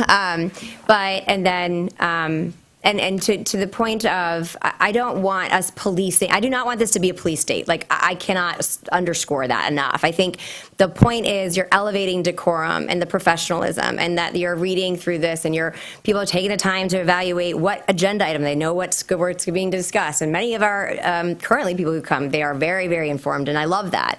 And they're welcome, and I want them to always feel welcome, even if they want to air their grievances. That's what the time is for.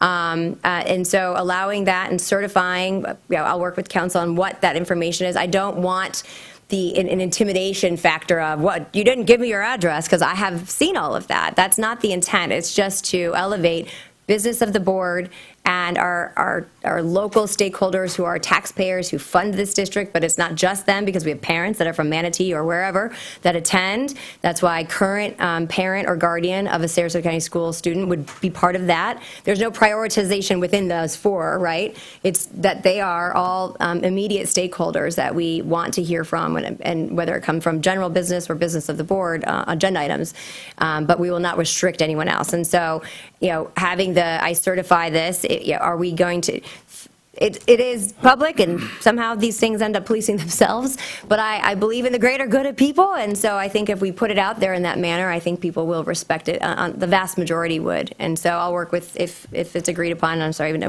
I'll stop, just wanted to clarify that we could tighten it up and make it clear what that card would look like. So did you want to add something? Well, I do, because I think it's yes, we have First Amendment rights, but within those rights, you're not allowed to yell fire. Right. So I think we need guidance because nothing matches. We put in here that they're supposed to be respectful, listen quietly, clapping, calling names. And we've had a board member get called a horrible name. And I look at that like fire.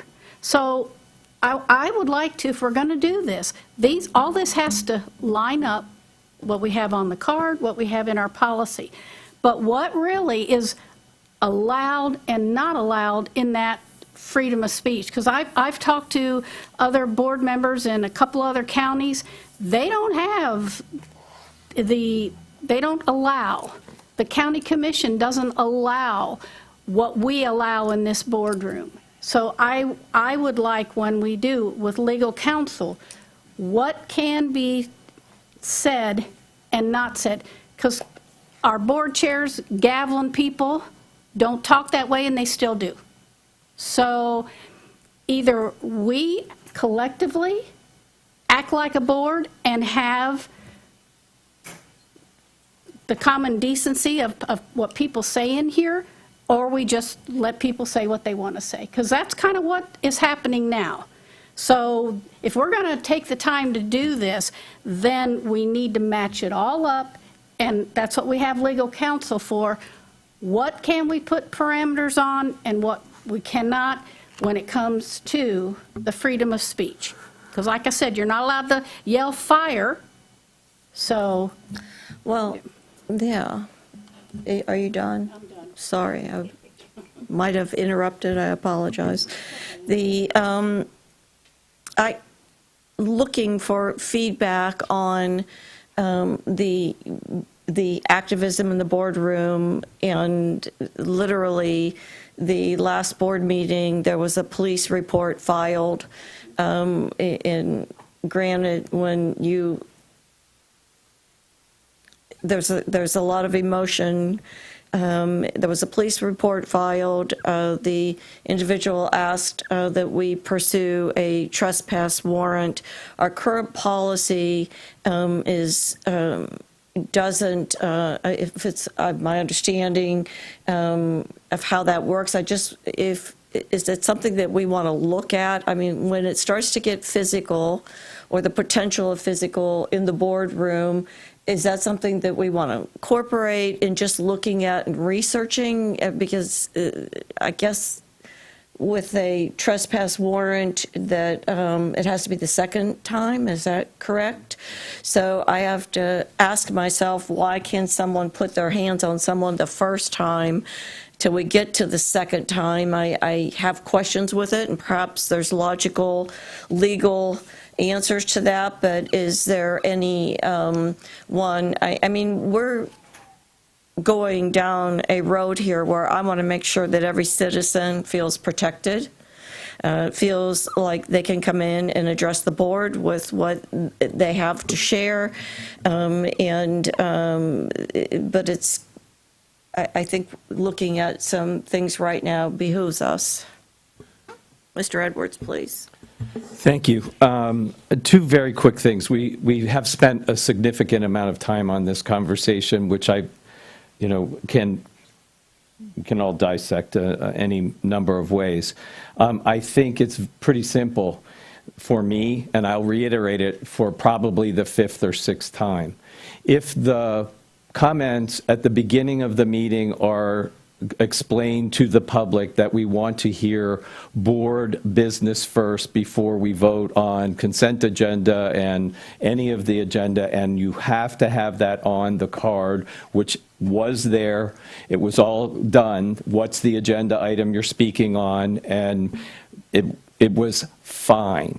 I think that the general comments that anyone wants to have on the back of the meeting, on the tail end of the meeting, and I don't think it's that complicated. And to match the card to business first and general comments second, I don't think it requires, hours and hours of conversation. If Mrs. Ziegler has some additional information she'd like on the card, have her email it to to the attorney, and they can mock it up, and we can go from there. I just am, and the other part of this is that the comments that people are bringing in are in response to the board.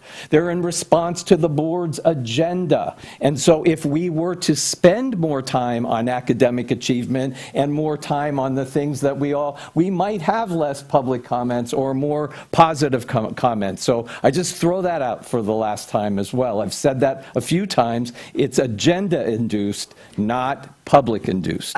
The perception is in the eyes of the beholder, no matter which board member it is speaking. So that is a clarification, and I believe we have come to consensus on having Mrs. Ziegler go forward and look at citizens, what is the potential, if that even exists. Because one board member has a perception that's different than the others does not make it a fact. There's been a lot of repeat political narratives, and I think it's time that we as board members commit each of ourselves to having a positive decorum and a focus.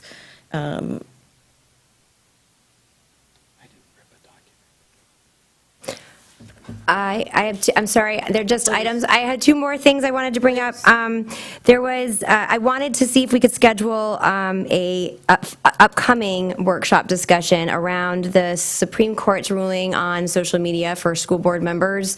I think Mr. Dogan and I have had a conversation about it. There's a lot of back and forth. I know members of the community have weighed in with concerns. But I think there are implications and exposures to the district, and so I want to make sure that we're clear. I think there's some dissecting. It was a lengthy opinion, and so I'm not asking for that to be done now, but I thought it would benefit us and have that conversation publicly so that the opinion is clear, or whatever that guidance is as it relates to the district or the official roles of the board, et cetera. So if that's not, if there's consensus to add that to a future meeting, I think that would be beneficial for both board members, all board members, and the body, and for the public. And then there was an issue. There was a question around fundraising. I did ask. I got the policy. I haven't read it yet. When it comes to fundraising at the school level, and there was a question about and I don't know the details of this particular event. It was the United Way, for example, at one of the schools. I just want to, and I'll look at the policy. I'm not sure if there's a need to revise or look at it.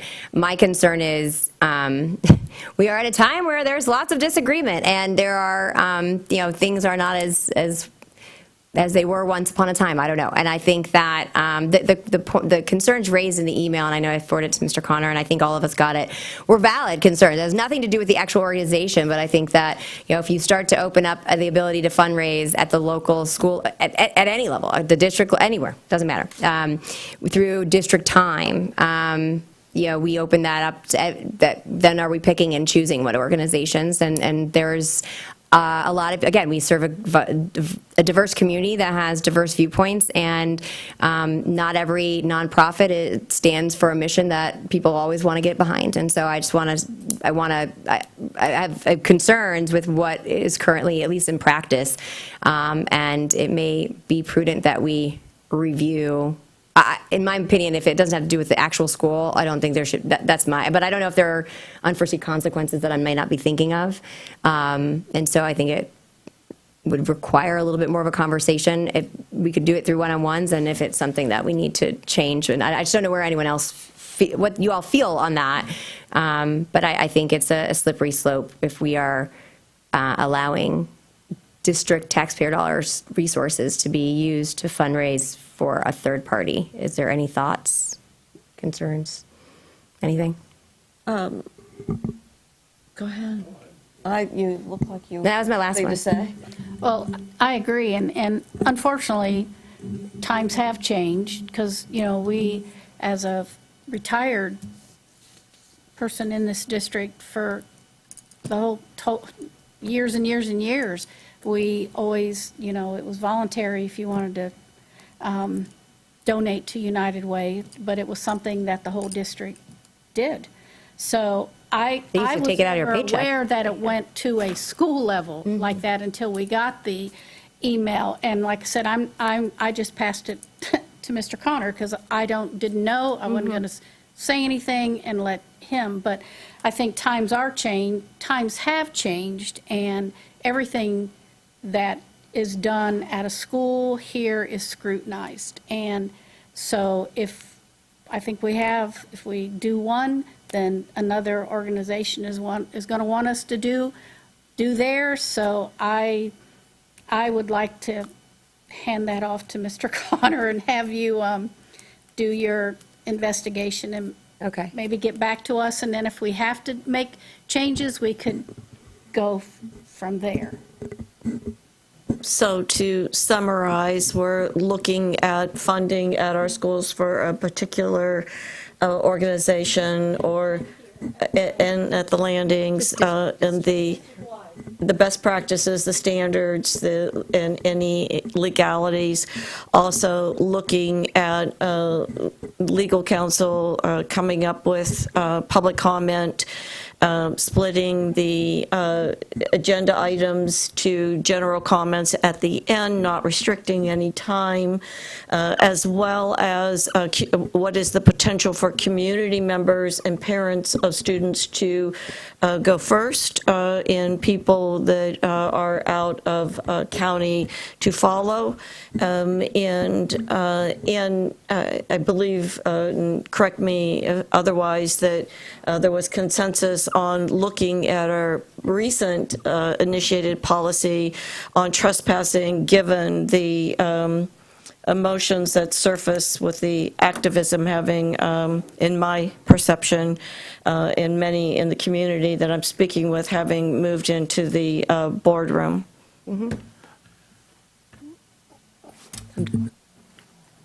Comments, final? Can I address the trespass thing? So the law states that you have a trespass after warning, you give the person an opportunity to leave. What it also is in reference to this is that the reason of the trespass policy and this would be something that Mr. Connor could talk to Mr. Dugan about, is that as long as you are a principal can give a trespass now, as long as that there is a way for that person to be able to appeal the trespass. And we have now in the policy have that, because that is something that had to happen. So if you trespass somebody from a public beach, you had to have a policy that they could come back in. I know that Mr. Dugan worked on that with the county in order to get that so that you could do that. So it really would be a question for him to answer, but based upon that is that the representative with that new piece now can trespass due to the event. Mr. Duggan? Come on. Can I just, Sure. before Mr. Duggan speaks, I am not in favor of all of the sequential things that Mrs. Ziegler presented. I think that's bad money after good if we're all trying to economize money being spent. I think just simplifying the card to what is the agenda item that you're speaking on, and if you're in the general comment and all of the correct information, short, sweet, simple. I don't think it needs to be all who lines up and who gets to go first and to it's way too complicated from my perspective. Thank you for your perspective. I believe we have consensus and we are going forward. Mr. Duggan, please. Sure. Just first of all, thank you and good morning to everybody. Just a couple things on tools for the board to have more efficient meetings. I just want to kind of walk through a couple things. Sure. First, I'll talk about a statute, then I'll talk about our trespass policy, if that's okay with you guys. There's a statute in place. It's 1001-372. It allows for a remedy when there is a breach of protocol in board meetings, and it allows the board chair to remove people who are disrupting meetings. The language that's used is the expeditious or orderly process of meetings. It requires the board chair to give a warning to that person first. I believe that's specifically not a general warning to the crowd, but a warning to a person, hey, you're breaking our protocols. And then if the conduct persists within one particular meeting, then there is a tool available to enforce that. And obviously there's discretion that goes into those type of things, and based on severity, not based on the type of disruption necessarily, but obviously it has to be reasonable, right? So that's number one. But that's a tool that's available to you within one board meeting. Well, may I? Sure. This particular situation, the board was on a break. So the chair cannot warn a person that they don't see the person doing what they're doing. And there was a police report. So that poses a potential challenge in my logic, listening to your explanation. Sure. Well, listen, there's probably a lot of different ways to dissect what happened. I mean, I think one could also argue that what happens on the break of a board meeting isn't necessarily disrupting the board meeting itself. Maybe it spills over when the board meeting starts again, but we could probably debate that. But that's a remedy that potentially exists for you all to address, breaches of our protocols within a meeting. So I just wanted to point that out. The ability to remove somebody from a school board meeting in the future for something that they did on a particular day is a little bit more problematic. Now, we did include that from a First Amendment standpoint. We did include that when we wrote the policy. So we have a trespass policy that is kind of one size fits all. It applies to schools. It applies to board meetings. I can tell you there's a lot more leeway in the school context given the need to educate kids, keep kids safe at school, to prevent disruption so educators can educate. There's more leeway in the school context to issue a trespass warning, but we wrote a lot of procedure into that to make sure it's uniform, it's fair, that somebody at, Emma E. Booker is getting trespassed the same way in the north part of the county as somebody, in a school in the south part of the county, that type of thing. So really it was mostly kind of protocols on how to do it. It does write in an appeal process. When you trespass people from public property, they have to have some basic due process. They get to have a challenge, basically. So there's that.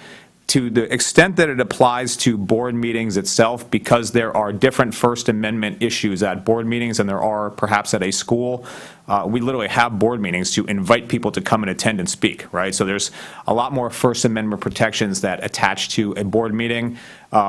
So that being said, there's a lot of court opinions on the ability to trespass people from board meetings, and what the court opinions basically say is it's called a unconstitutional prior restraint of people's First Amendment rights to remove people from the ability to participate in future board meetings based on something they did that particular day. And that's why I talked first about the statute. There are remedies available to disrupt conduct that happens at a particular board meeting, right? Obviously, we have police. If a criminal law is violated, that's an arrest. Obviously, citizens have the ability to file police reports, theoretically sue people, and we have tools available by statute to remove people from a specific board meeting based on a specific breach. But what the law really generally prohibits is trespassing people from from future meetings based on today's conduct, unless we hit very, very, very egregious situations that are reoccurring. We need to have a lot of documentation. For that reason, we put it in the policy so that in the event that very, very unusual situation arose where we needed to utilize it, as you know, it takes a lot of time to pass a policy. We put it in there so that you would have the tools available to you in the event that we needed to utilize it. But it was not put in there with the purpose of everyday use, because the First Amendment generally has a strong default to not doing a trespass from somebody from a public meeting, given the intent of a public meeting is for people to, essentially, we have a forum that we give them to come in and speak and to exercise their First Amendment rights. We do have the ability to place reasonable restrictions in a public meeting on things like time, place, and manner, how long they speak, some other basic things like that. But generally speaking, to prevent somebody from speaking next week on something that happened last week is generally disfavored at the law. So with that in mind, I don't recommend that we utilize that in an aggressive or proactive way. I just wanted to point that out to you, that it is a tool available that was specifically put there in case we needed it, but not for everyday use. But with the previous predicated act, you could issue a trespass, nothing to disagree with you, but you could based upon, so as we have done, if there's let's say that there was a concern or reference to a threat to somebody or a board member, you would go out there and tell them that due to the public safety, it takes precedent over that for them not to attend. So But you again, have to but you express can't. extreme caution. Right, exactly, but you have to be able to have articulable facts to be able to show the reason why you're issuing it. That would be the caveat for that. For example, if somebody's saying, I'm going to, God forbid, bring a weapon or do some type of act of violence at a board meeting. I mean, I think there's some leeway in extreme situations like that, but just the everyday annoyances of people being loud in the audience and things like that, that's not what it's intended for. Well, we certainly have our challenges, and you've shared a lot of legal expertise with us, and I appreciate that. I think the public needs to be aware of what's going on, and when these conversations are happening out there and someone's filed a police report, that we're really taking our time to explain it. We actually had one of the activists that attends regularly go to a local political radio show and say that if one person was arrested, they were all planning on being arrested. So anything that we can do to bring decorum and the focus that the community would like to have would certainly be appreciated as we go forward and look at our protocols as fair and as much focused on freedom of speech as that everyone deserves. I'm looking forward to potentially trying some new things. It's been a wonderful day. Thank you to all the staff. We will resume at 3 o'clock for our regularly scheduled board meeting. Thank you.